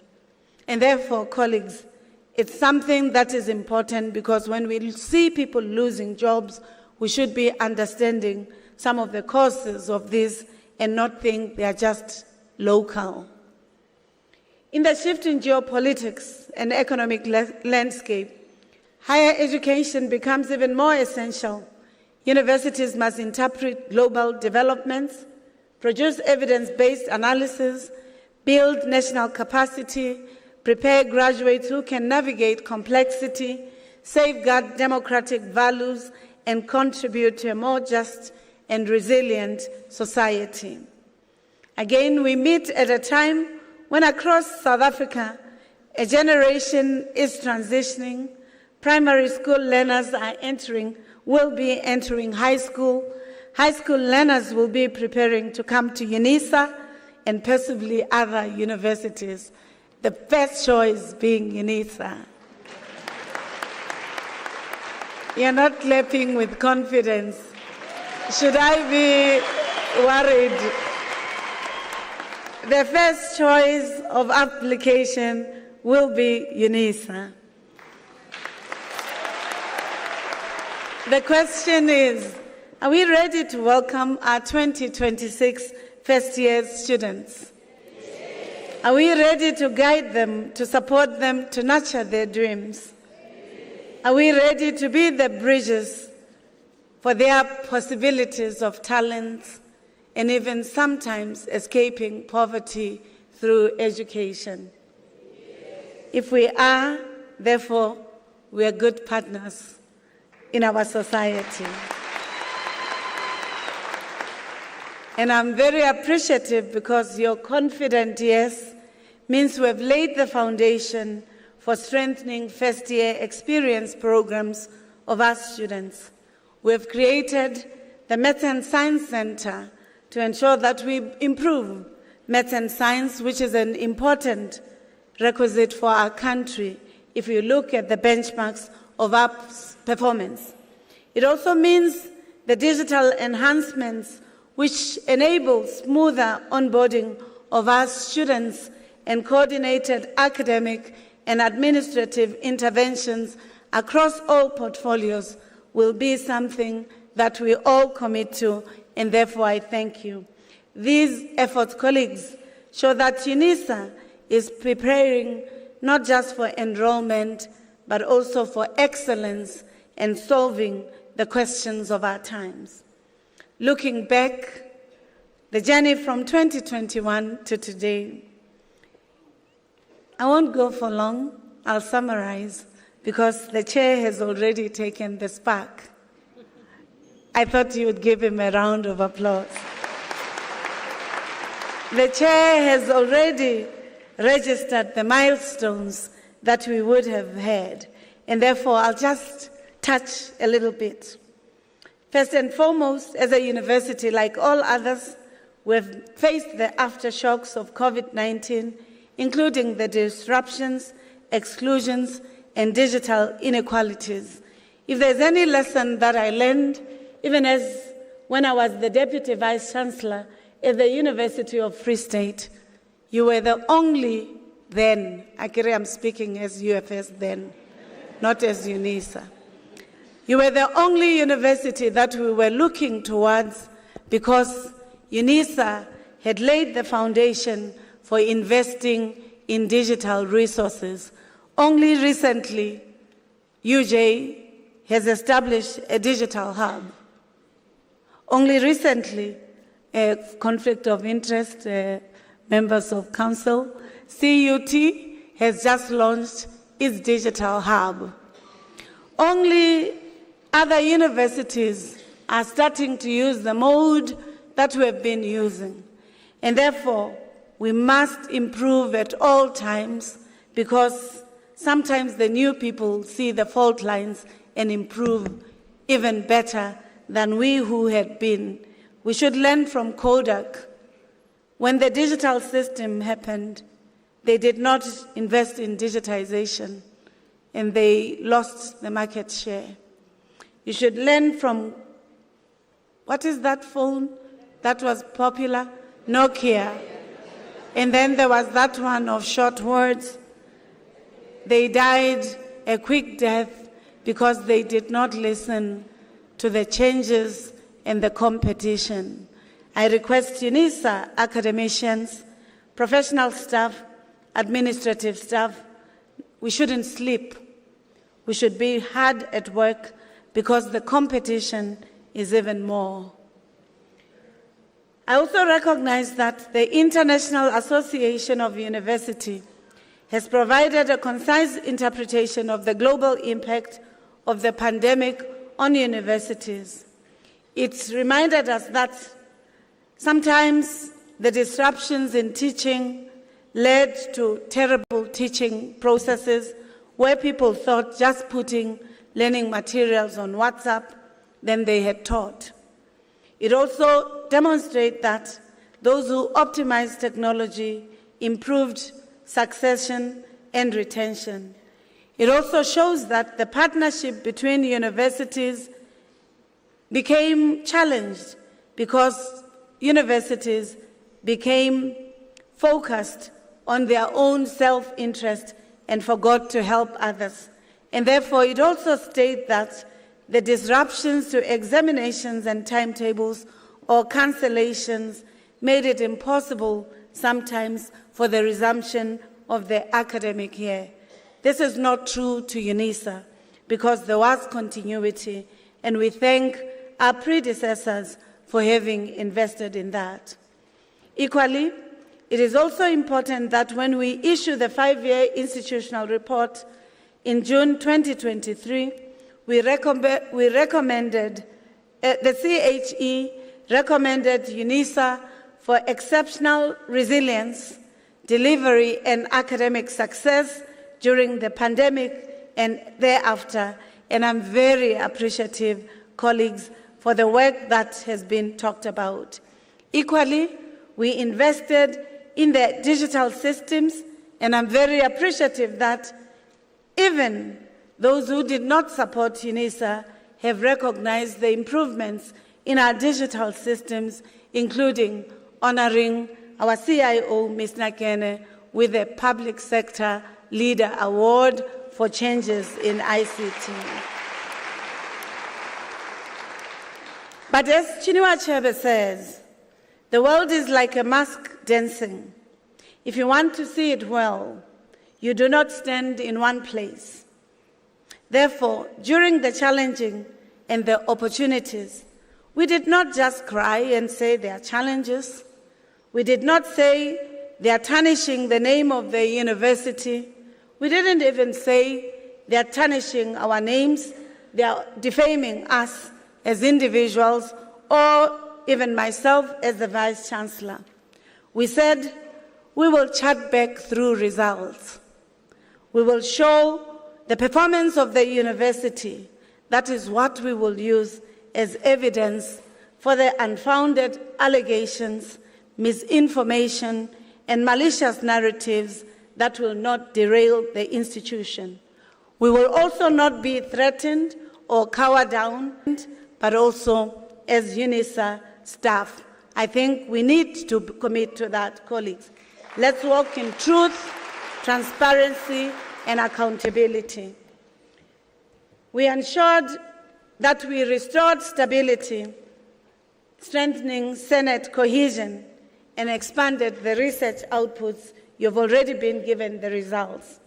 We ensured that strong global and national rankings were registered. If you recall, in 2022, we became the first university in South Africa, alongside with Stellenbosch and Northwest, in science engineering. We were ranked number 1. Can I request that we acknowledge that? And you remember that in 2022 research outputs, Unisa achieved number 1 position in South Africa for producing the highest number and diverse number of PhD graduates. I request a round of applause. You also remember, colleagues, we will recall that in 2021 and 2022, we had only 240 academics who were rated. And in this year, as I told you, we have 320, and this statistic came today. We have also ensured that we've moved from 2021, when we had only 39 academics with PhD teaching, to over 67%, and we are heading to 80% in the next year. We also recognize administrative and professional staff that are hard at work to ensure that they gain their own doctoral degrees. Can we give you also a round of applause? We have experienced the digital teaching and learning experiences and consolidation, where we ensure that all academics teach and all administrative staff that must assist do their work, and if they don't, we request them to exit, because here at Unisa, we only want people who want to contribute to the betterment of Unisa and our country and continent. So please, if you know that you have not been investing, help us not to help you leave. In 2024, Unisa acquired an experimental farm, and I can say Again, the number of the cows have increased. And I said, if you're getting married, we have the bulls available for sale. As we sit here today, colleagues, the farm is selling maize, wheat, and soya. And therefore, you are to be the first clients of the university to demonstrate that we are not just asking council for money, but we are also making money to help strengthen the academic project and the science of the university. So give yourselves a round of applause. We did not just improve the rankings, as was stated, that we are now amongst the 24,000 universities that were assessed. We became 732 in the Web of Metrics, 720 in the UI Green Matrix. In 2024, we were amongst 600. We were in the 600 band and 6 amongst the South African universities, but also in the ARU, we were amongst the 2001 to 300 in those areas we were 1 in chemical engineering, ranking 151 to 200.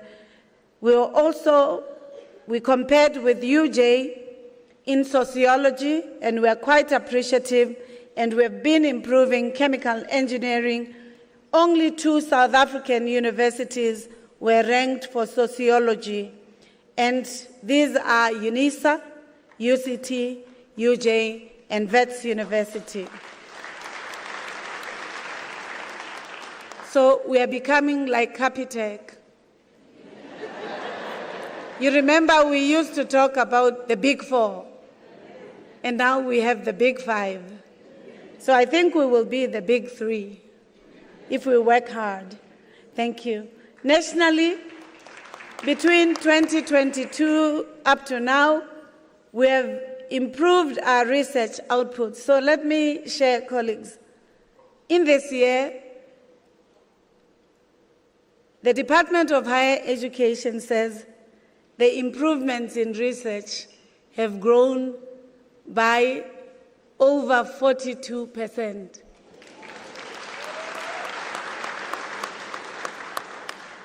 We have moved, as a university, we had never been above 1,500 submissions until recently, which is last year. And when we submitted for 2024 research outputs units, from 1,807.8 units, we submitted 2,578.81 units. I want to thank you all for your great performance. I want to thank the academics for hearing the loud call that we cannot just be teachers, we must be researchers, and we must engage in scholarship. Congratulations. Colleagues, this is a summary. The detail will be in my speech, which we will put in our media, so that you are able to see some of the improvements, including the important transformations that you as Unisans are making. In terms of being agile and listening to the society, I'm very appreciative that our university had the honor of being given the opportunity to hosting the first national dialogue for the country, not for ourselves. I think that deserves a round of applause. This was the first time that a dialogue of society where the nation's leaders and society gathered to confront the country's most pressing challenges, and where we were asked to continue supporting by our own Chancellor, His Excellency President Beki, at the Chancellor's Awards, when he reminded us that In his engagement with the government, they have agreed as the foundations to work with the government to ensure that the next iterations of the dialogues take place in different areas in our society. For that, we are grateful, and I think we need a round of applause for our Chancellor and his initiative. Colleagues, on the governance side, we have a revised statute. The delegations of authority have been approved by Council and have been workshopped to all of you. No one will say they don't know, because we had workshops for all epistemic communities of the university, including students. Council has approved the 2026-2030 enrollment plan and the central planning instrument for university sustainability.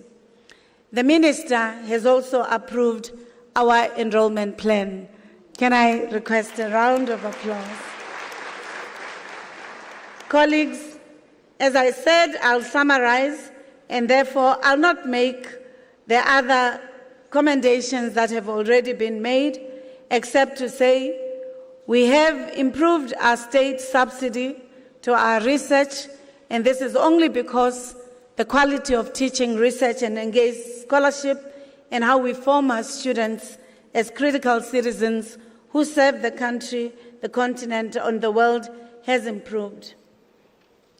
In the institutional development highlights, I wish to state that we've made 1,031 staff appointments since 2021, 350 professional staff, 681 academic staff, 55 distinguished professors, and a total of 809 academics who have been promoted through the ad hominem promotions, a rigorous exercise.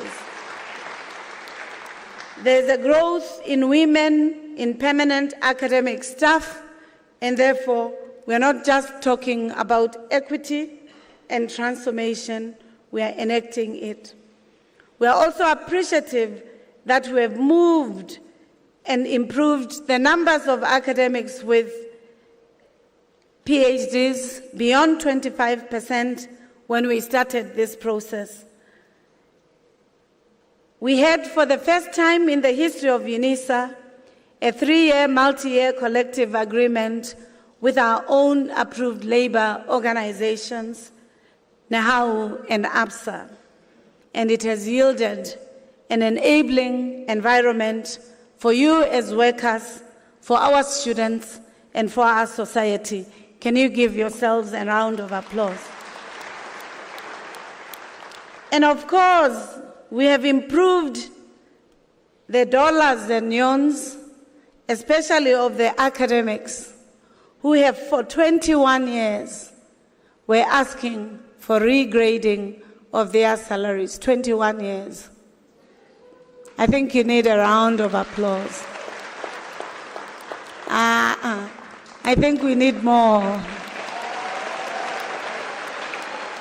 You know why, colleagues? So let me say why, Chair. We are the only university that pays academics what is worth their investment. The only. I'm saying it without hesitation because I have worked as an executive at Wits University, at UFS, and at Unisa. I can compare. I say so because it's not about money. It's about recognition of the credentials, the research, and the efforts of the academicians. If they don't do their work, me, administrative staff, yourselves, and professional staff will not have your salaries. There will not be any subsidy. So let us give our academics recognition.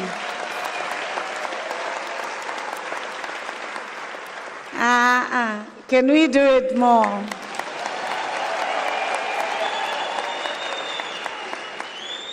I really appreciate this because for the first time, education is fashionable. Not because it's fashion, and not because the PhD is about trampling upon people, but is about teaching others and rising together, as the poet Muzwakhe Mbule would have said. So I hope that we will see this. I also want to recognize that the foundation, alumni relations, the convocation, as well as the university contributed recruited 110 million for the university in order for us to address the challenges, but also to be able to have the research that we want. Can you give the foundation a round of applause?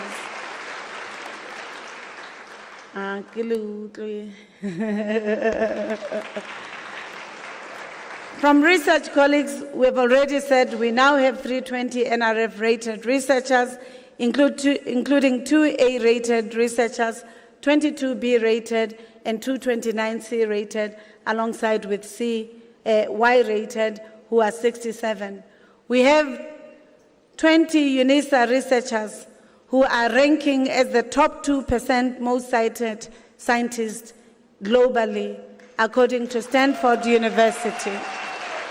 We will give you their names. In terms of postgraduate research, we have graduated 1,500. This is a repeat, I apologize. We have also registered more than 139 patents and been granted at least 91 of them so far. I think this is an important milestone. We also have archives and digitization processes that is unmatched for the university and other sectors. So I request a round of applause.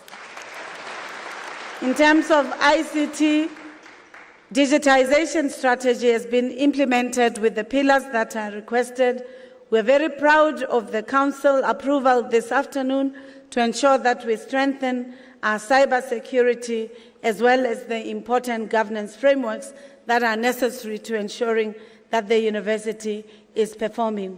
Our ICT portfolio has dealt with challenges, external and internal, and we are quite appreciative that they are strong and they are committing to strengthening themselves. Moodle My Exam system has remained stable and 100% available. It has not been a record at Unisa. We've always, during exams, had things falling apart, and since we enacted Moodle Moot in 2021, we've been stable. I want to thank the CIO and team for that work. Can you give them a round of applause? And the good thing, colleagues, is that the collaboration between ICT and the College of Engineering, Science and Technology will yield positive results, including the Hackathon 2025 that has been quite central to identifying students and staff with critical ICT skills that are important. The CIO has also trained many of you in the academic and administrative space, even when you're not in ICT, on drone systems and the licensing, and therefore we want to congratulate those who are doing drones and those who have gained licenses for themselves. Can you give them a round of applause? In operations and facilities, we are quite happy that our strategies are yielding place, including the Universal Access Center for Students with Disabilities, the AI skills development, including the training of staff, the hosting and enabling of the dialogue, the 5-year infrastructure management plan that has been initiated, and the progress that you're seeing, including the construction of Nelspruit campus that is almost 10 to 20% complete, which must be completed before June 2026. Can you give them a round of applause? Equally, we've had upgrades at Sunnyside, security, SBL work plans, in the science campus, and many. We also have procured our airport. You had the idea when we talked about it, but we can say we now own an airport that's accredited, and if you want to learn aeronautics, aviation, and drone systems, you must register, but you must have passed math. Our dreams for veterinary school is in design phase, and we are appreciative of the work that the University of Namibia and Bristol University, as well as Yonsei University, are helping us to do. We have also implemented the lift replacement projects. You'll see in almost every building there are new lifts that we are upgrading, and we can promise you, because if we don't accomplish that, remember that there are people who will struggle, including myself. We promise that by March end, we will have completed the lifts program. Can you give them a round of applause? And colleagues, I told you that since 2021 up to today, we have had unqualified audits. This is on our finance, resources, and how we are accountable for the assets. Unqualified audits, we are looking for clean audits. Second, we have cleared all our challenges, and we are strengthening our internal controls and compliance. And if we hold people accountable, don't make noise, ask us why. We have secured unqualified audit for the foundation, creating an opportunity and ability for the foundation to attract donor funding for the students. Can you give them a round of applause? We have saved, oh my goodness, sorry. Sorry. At least I speak English, not Latin. We have saved the university by ensuring that we are accountable for our costs, and to ensure that we expand student funding, to ensure that students are supported. We have engaged with NEFSAS to ensure that our students who are supported by the states for their studies are not left behind, and our university has 188,702 NEFSAS beneficiaries. Did you hear the number? 188,702,000 students. Therefore, we cannot say we are not working. We must support them, because we understand in our country, if you're supported by NEFSAS, it means you don't come from economic privilege. You see education as an asset that can change your life. So let's support NEFSAS students as we support all other students. We reminded you that when in 2021, we looked at our reserves. We were worried that our reserves, if the state after COVID was broke, I'll use the language of the young people, broke, that we would not be able to support the academic program. That fear, I'm very appreciative, because it led to courage. And with our initiative as management, we requested council to help us to diversify the investments of the university. We found 7.8 billion reserves and savings. Today we can account for 24.1 billion.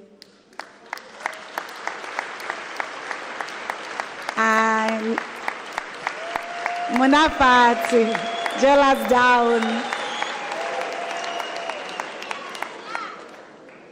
Colleagues, you will not come and ask for it. We will close the doors as we have done it before. Did you hear? We are not going to abuse the investments. We are going to use them to strengthen Unisa's contribution to science, competitiveness, and ensuring that the doors of learnings are supported. And therefore, it doesn't matter whether you insult me, you insult the chair of council, or the management. We are not going to abuse the resources of the university. It doesn't matter what you do. You can go into the social media or into the media. You can write and claim that we are corrupt. The truth will always have a lasting stance.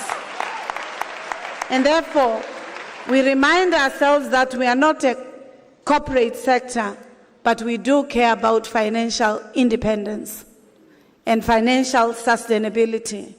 And therefore, when we celebrate over 15 million of improvements in savings and investments, we are proud because it's not expected even of black women to know how it is to raise such money. This is the colonial system.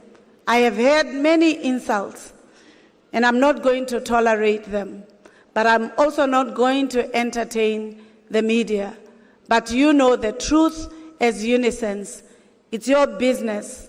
If you want to keep it hidden, that's your business. Your university will constantly be insulted. But if you want to speak the truth, you'll show them the results of the performance, whether academic, financial, research, governance, and in other areas. That's your duty. It is no longer my duty. No individual leader must be put in a space where they have to speak for themselves when the results are there and are demonstrable. Don't put me in that position, Unisans. You know the truth. You can hold us accountable where we are not doing our work. And it is important, as I said, we will speak truth to yourselves, to power, and to anybody who cares to listen. But we will not be put in a corner by people who want to trivialize the improvements that this university, supported by council, student affairs, a student representative council, institutional forum, senate of the university, and all people of goodwill who want the university to succeed. So I leave it up to you as Unisans, and I will not speak for myself any longer, because I wonder, when we celebrate these improvements, why we are silent when we are being insulted. A focus of distinguished academic is an important area of our university. And therefore, colleagues, I want to thank the regional directors for ensuring that the university, in all the 26 centers of Unisa, in the country, in Ethiopia, our presence in Eritrea, in the UK, in the US, and other environments, we truly are appreciative that we are working as a collective to improving our university and its global impact. Miriam Makeba once said, "The bigger the dream, the more important the journey." And therefore, in 2026, our dream requires the following. One, we will not thrive alone as individuals, but we will make the institution thrive. We aspire to be amongst the top 5 best universities in our country. That is what we will contract with you in 2026. We request that we continue to have multiple dialogues that hold us accountable, but also which affirm where there's progress, so that we can improve this university together as a collective. Because as President Mandela would have said, no one person can improve an institution. It's us as a collective.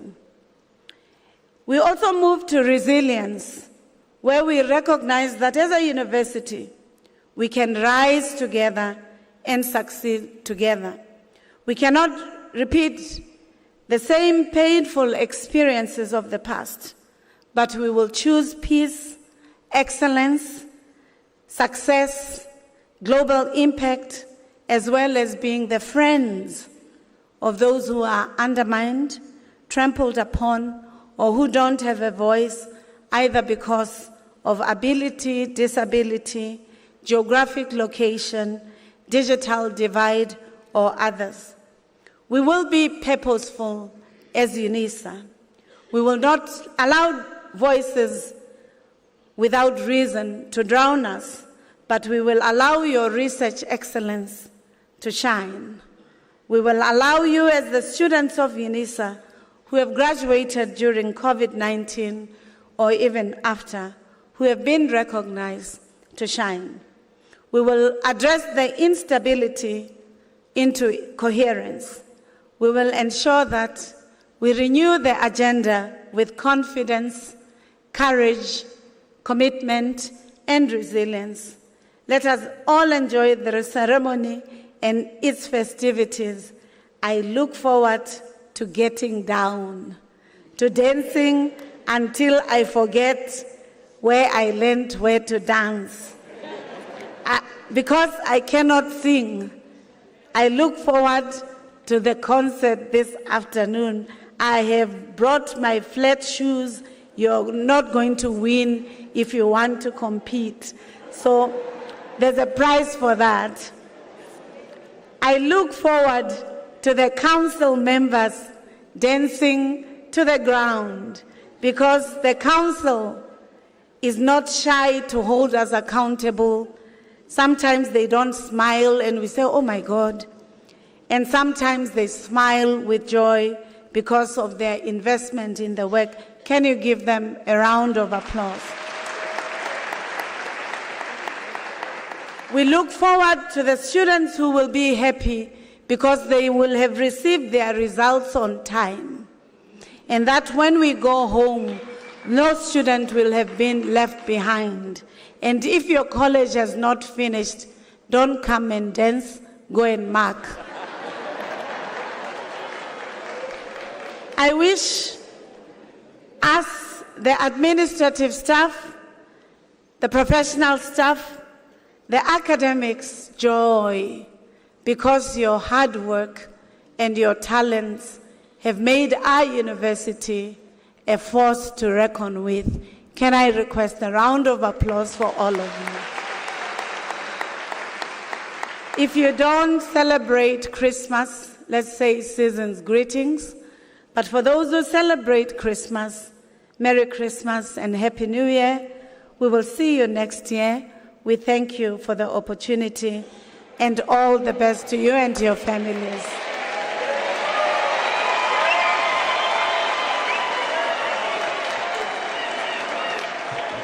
Yes, we are going home. As I said, we are going home on the 18th, but if you want to go early, we are willing to receive your leave as long as you've finished your work. Thank you.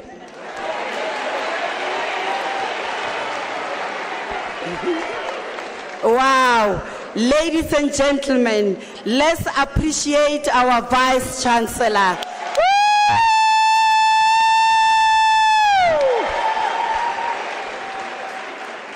Vice Chancellor, we are really thankful for an insightful year-end address. And as Unisans, we are grateful of your leadership, your exceptional and inspirational leadership.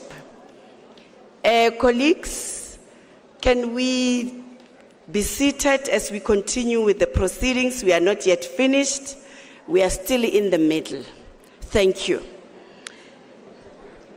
We are now going to celebrate outstanding performance of our student. Yes, go ahead. It is recommended that the following candidates receive awards in the category of College Graduate Excellence Awards. These candidates achieved the best results for a bachelor's degree and a 3-year undergraduate diploma, where these were offered in various colleges. The selection was stratified by race, gender, ability, and the award carries a bursary value of 8,000 rands. I am now going to ask our Vice Chancellor, Professor Puleng Lenkabula, and our Chair of Council, Dr. Didi Musia, and our VP Teaching and Learning, Dr. A.C. Chivase, to join me on stage as we appreciate our recipients for the College Graduate Excellence Awards.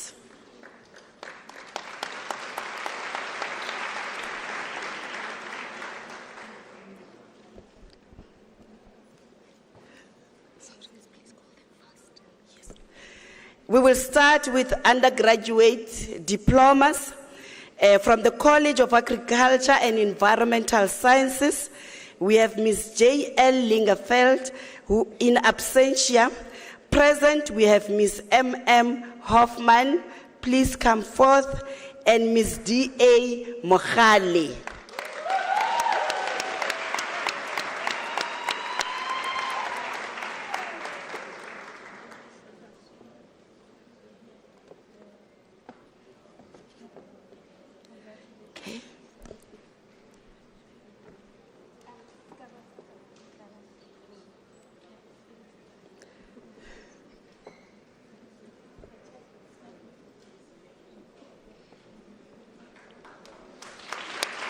Yes, let's appreciate that good effort.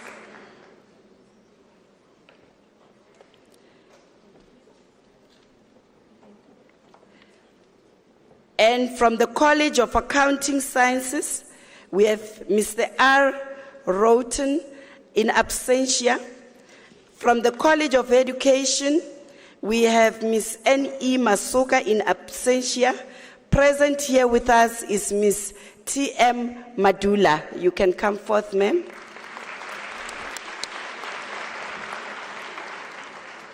From the same college, we have Ms. M. Randela in absentia, as well as Ms. N.B. Nkumeleni in absentia. The College of Economic and Management Sciences, we have Ms.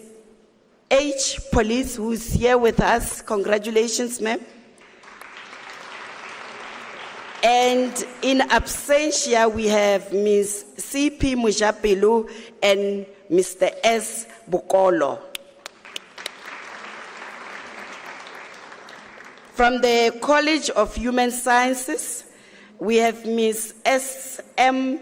Kesho in absentia, Ms. S.E. Zwani in absentia. Present with us is Ms. P.N. Dladla. You can come forth, ma'am.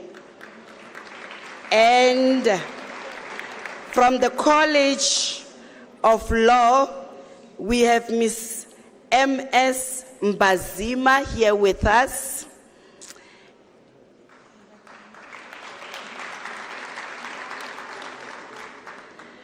We have Mr. B. Hewer in absentia, and here with us to receive the award, we have Ms. M. Mazibuko.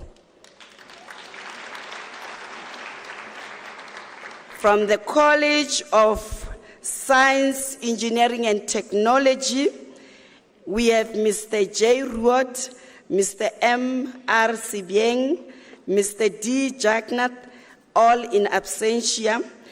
Present, we have Ms. L.B. Mukwena to receive the award. Congratulations. We are now moving to our undergraduate degrees recipients of this College Graduate Excellence Award. From the College of Agriculture and Environmental Sciences, all in absentia, the recipients are Ms. L. Wolfert, Ms. M. Naidu, Ms. R. Van Heek. Let's congratulate them in absentia.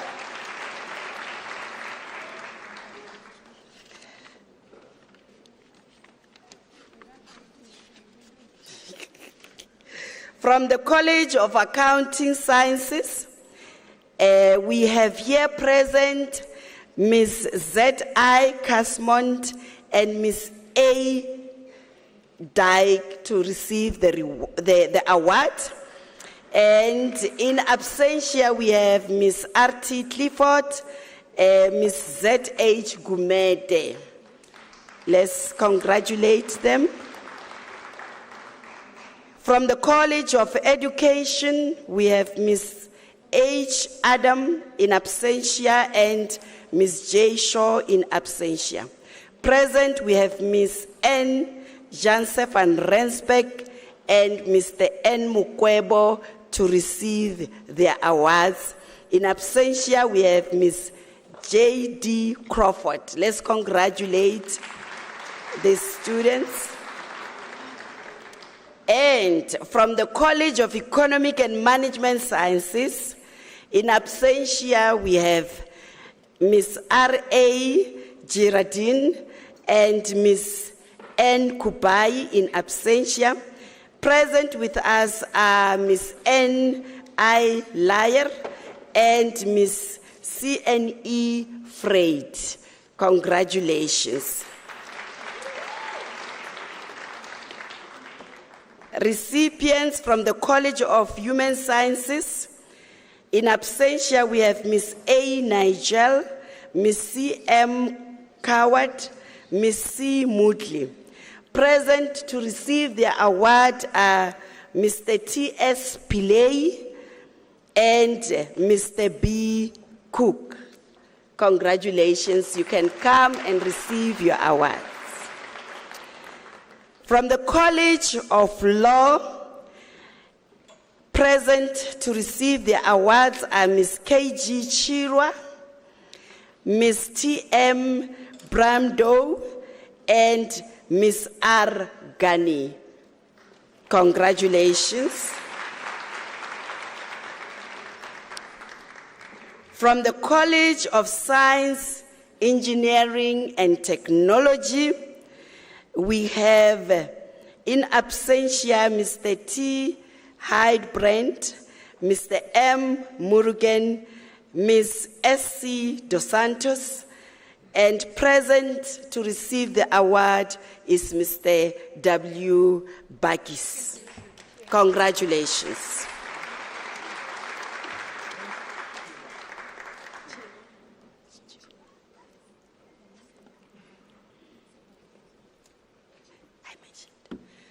And we just want to acknowledge Ms. Chirwa for her exceptional performance.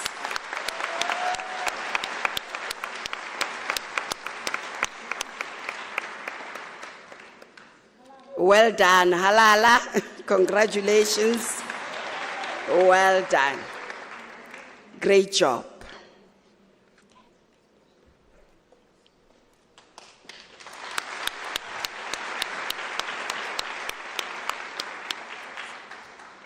Yes.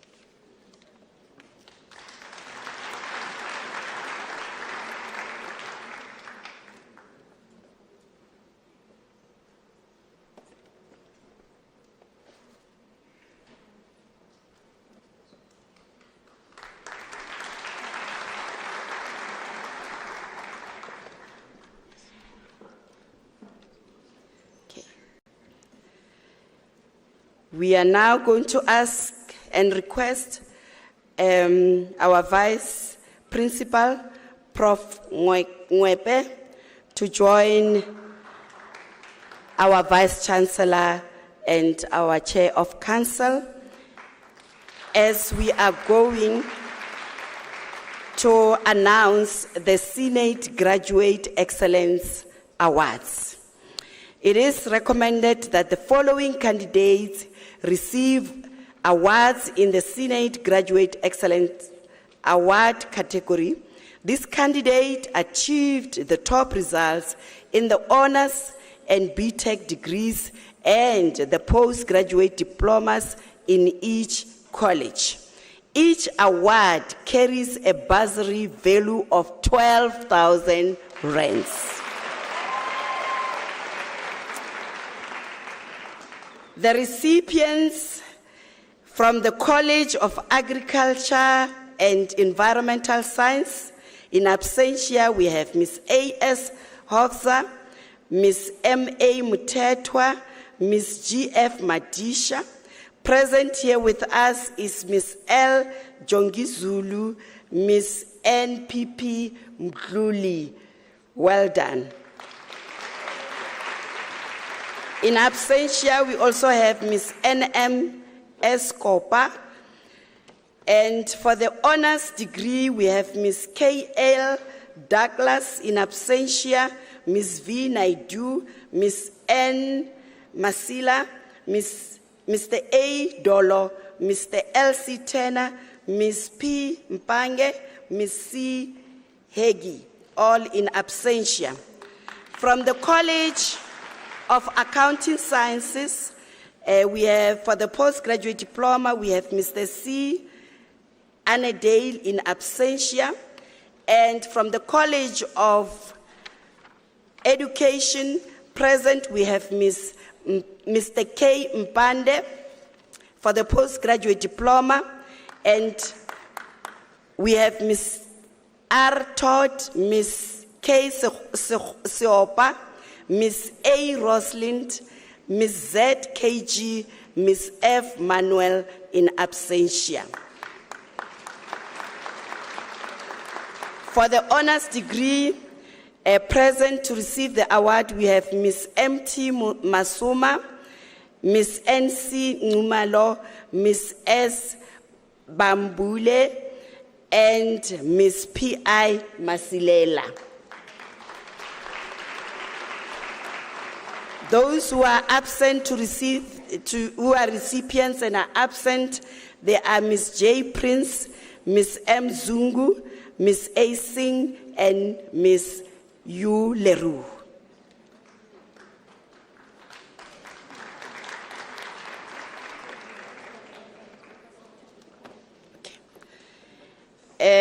Ladies and gentlemen, because of pressures of time, we will only mention the name of those who are present. We do congratulate those who are in absentia. We are moving to the College of Economic and Management Sciences.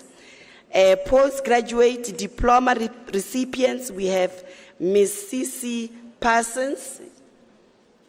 And for the honors degree, we have Mr. D.T. Miles.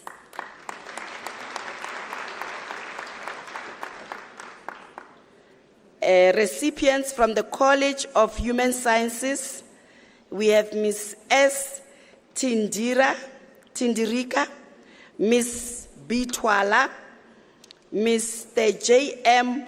Ngozo, Mr. M. B. Ntlengetwa, Mr. S. M. H. Makanya, Ms. N. E. Luvuyo. Thank you.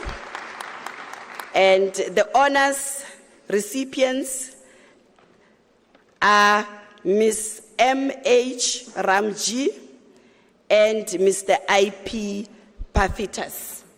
Congratulations.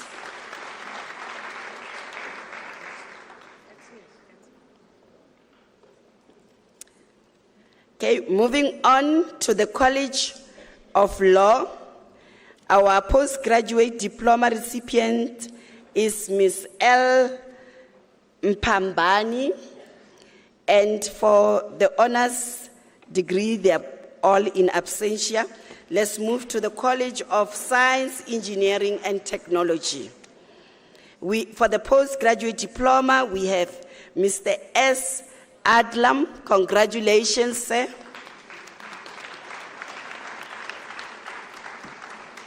For the honors degree, we have Mr. Miss N.G. Makoba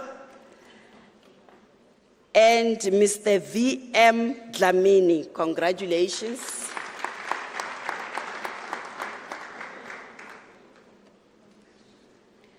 Recipients from the Graduate School of Business Leadership. For the postgraduate diploma, we have Ms. M.M. Mudau.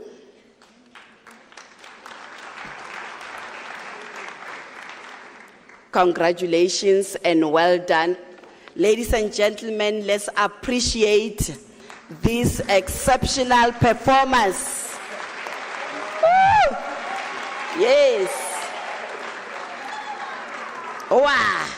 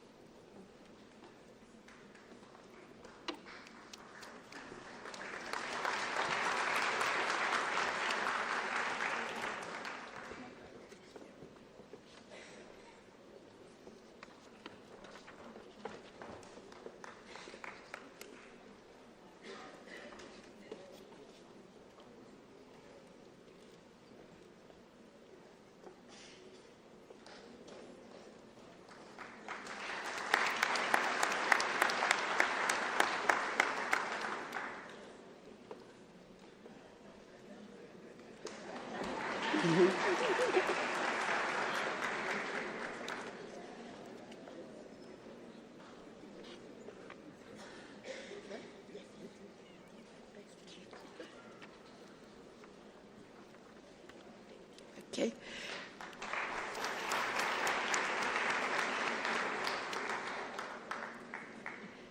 We are now moving to the last category, which is the Council Graduate Excellence Awards.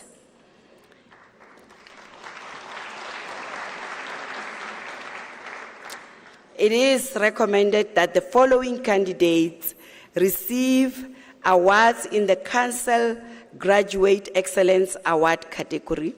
These candidates achieved the best results in Research Master's degree and in Coursework Master's degree in each college.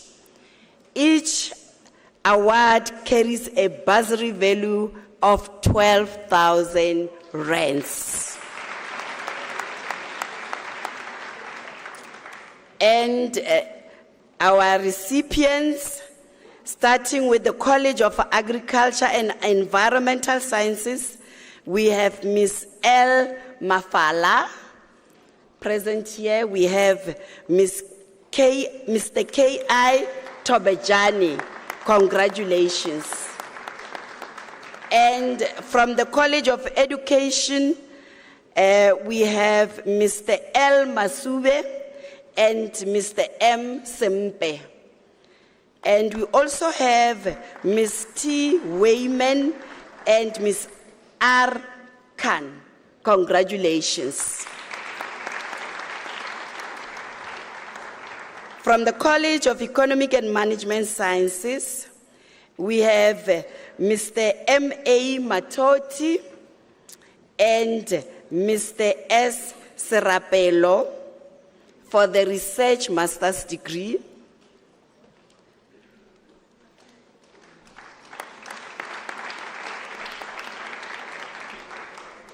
And we also have Mr. B.A. Osman, Ms. L.C. Ndou, Ms. D.L. Klassen for the Coursework Master's degree. Let's congratulate them.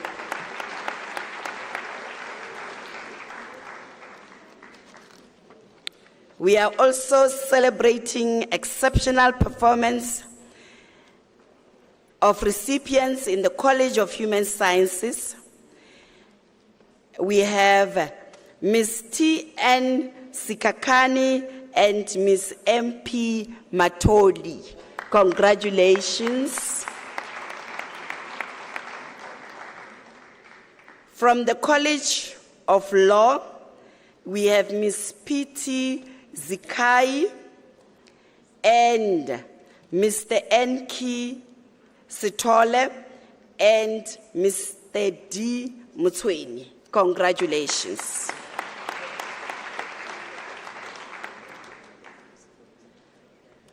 From the College of Science, Engineering and Technology, we have Mr. D.H.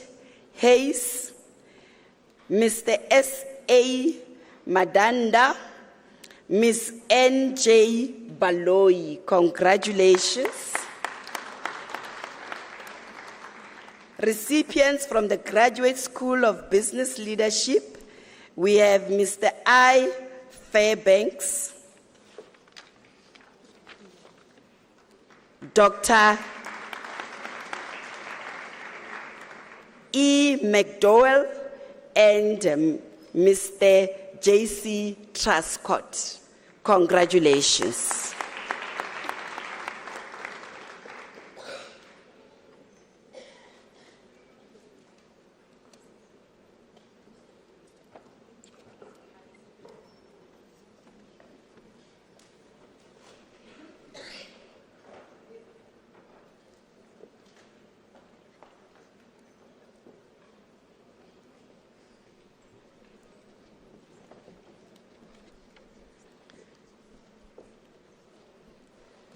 Ladies and gentlemen, let's continue to appreciate them as they come on stage with our appreciation to show that we are really proud of their great performance.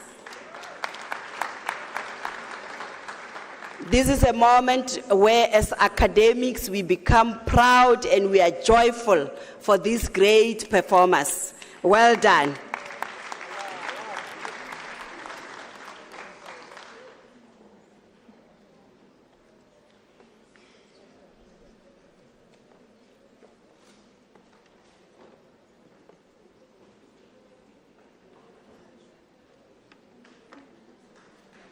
Yes, great. Let's give them a hand of applause.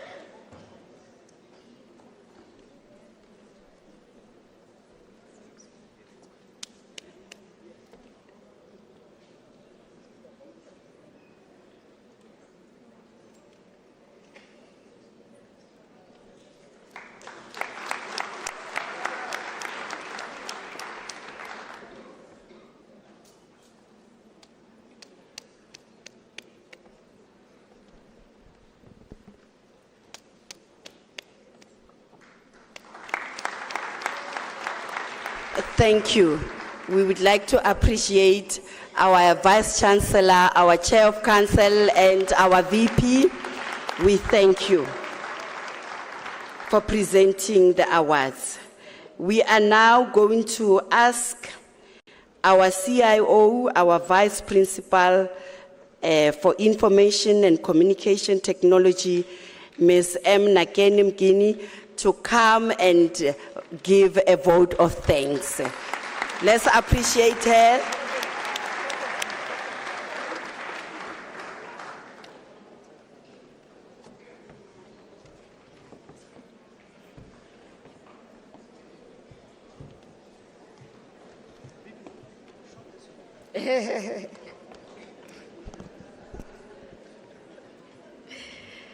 Thank you, Program Directors, Professor Ganta and Professor Lilimu.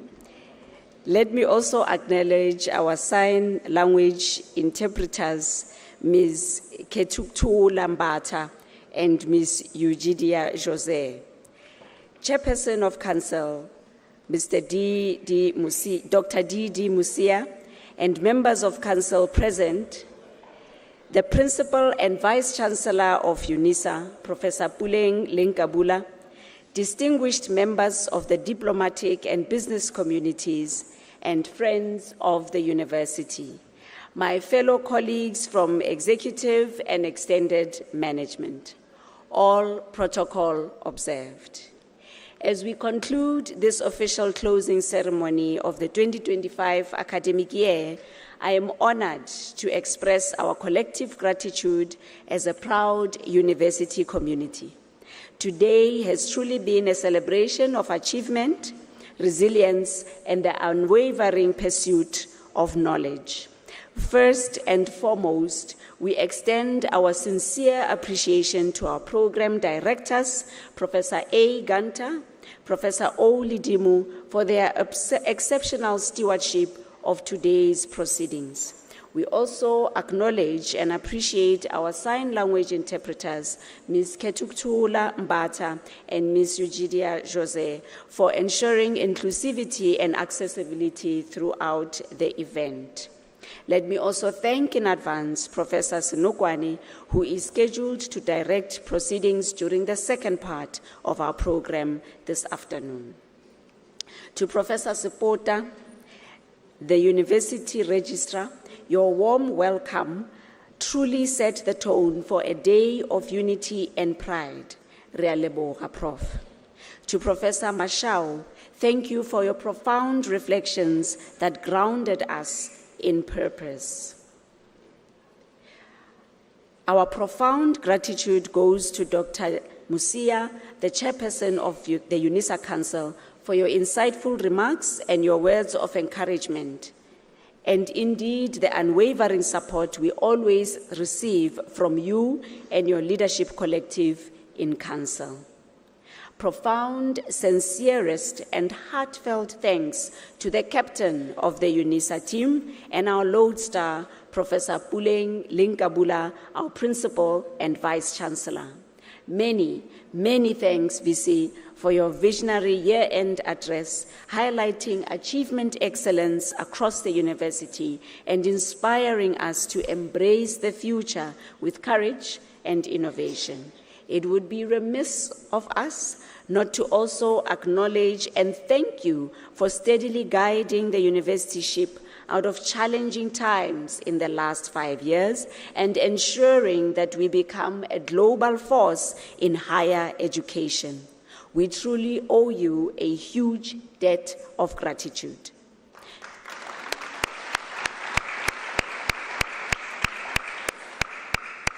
We also celebrate the artistry of the Unisa Choir and say thank you for always being an integral part of the remarkable stories written and told by this university at our various events.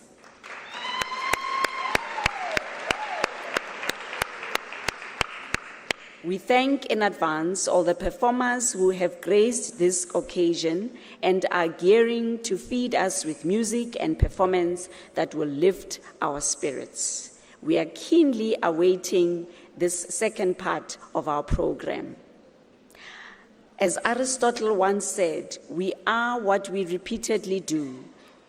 Excellence, then, is not an act, but a habit. May this habit of excellence continue to define our journey. To the team from DIA, who put together the event under the able leadership of Professor Senokwane and Ms. Moabi, you have once again lived up to your expectations, as always, with your meticulous planning and delivery of world-class, world-class events. Thank you, well done, and keep on keeping on.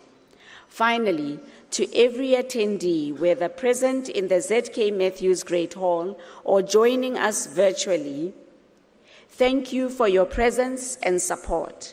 Your engagement strengthens the fabric of our institution and reaffirms our shared commitment to shaping futures. As we step into a new year, let us carry forward the spirit of collaboration, innovation, and integrity that has marked today's celebration. Together, we will continue to make Unisa a beacon of knowledge and opportunity. The university opens on the 7th of January 2026.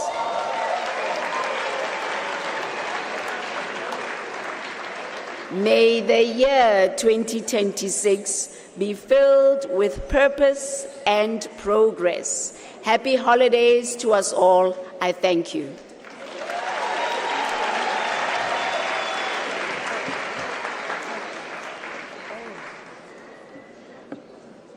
Colleagues, it would be a mistake not to thank, as part of our program, Mr. Mzwakhe Mbuli. We thank him for his item that he delivered here this afternoon. I thank you.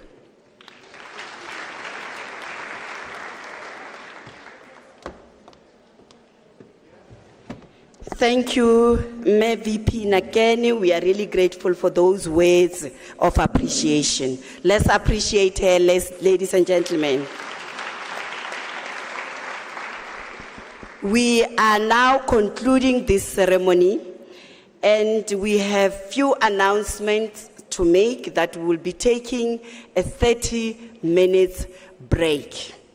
And when we come back from the break, we are going to have the musical event. And among the artists, we have the Unisa Choir, Esmarie Labuskachne, DJ Lamizi, Advice Mutupi, Tebogo Muruti, and a medley of gospel artists. Yes, go ahead and appreciate the planners for this great time that we are going to have. And as we are taking the 30 minutes break, we will have refreshments. Please listen carefully as we announce where you will be served your refreshments. Members of council, executive management, and diplomatic corps will be served in the Mpebato room. Other management members, award recipients, and their guests will be refreshed in the Philadelphia restaurant. Staff members will use the examination hall 1 and 2, and staffs at regions, we understand the regional directors have made provisions and plans for you. As we are going to close, we will request all the award recipients to stay behind for a photo session after the procession has left the room.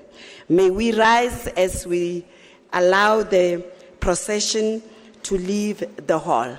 And thank you and best wishes.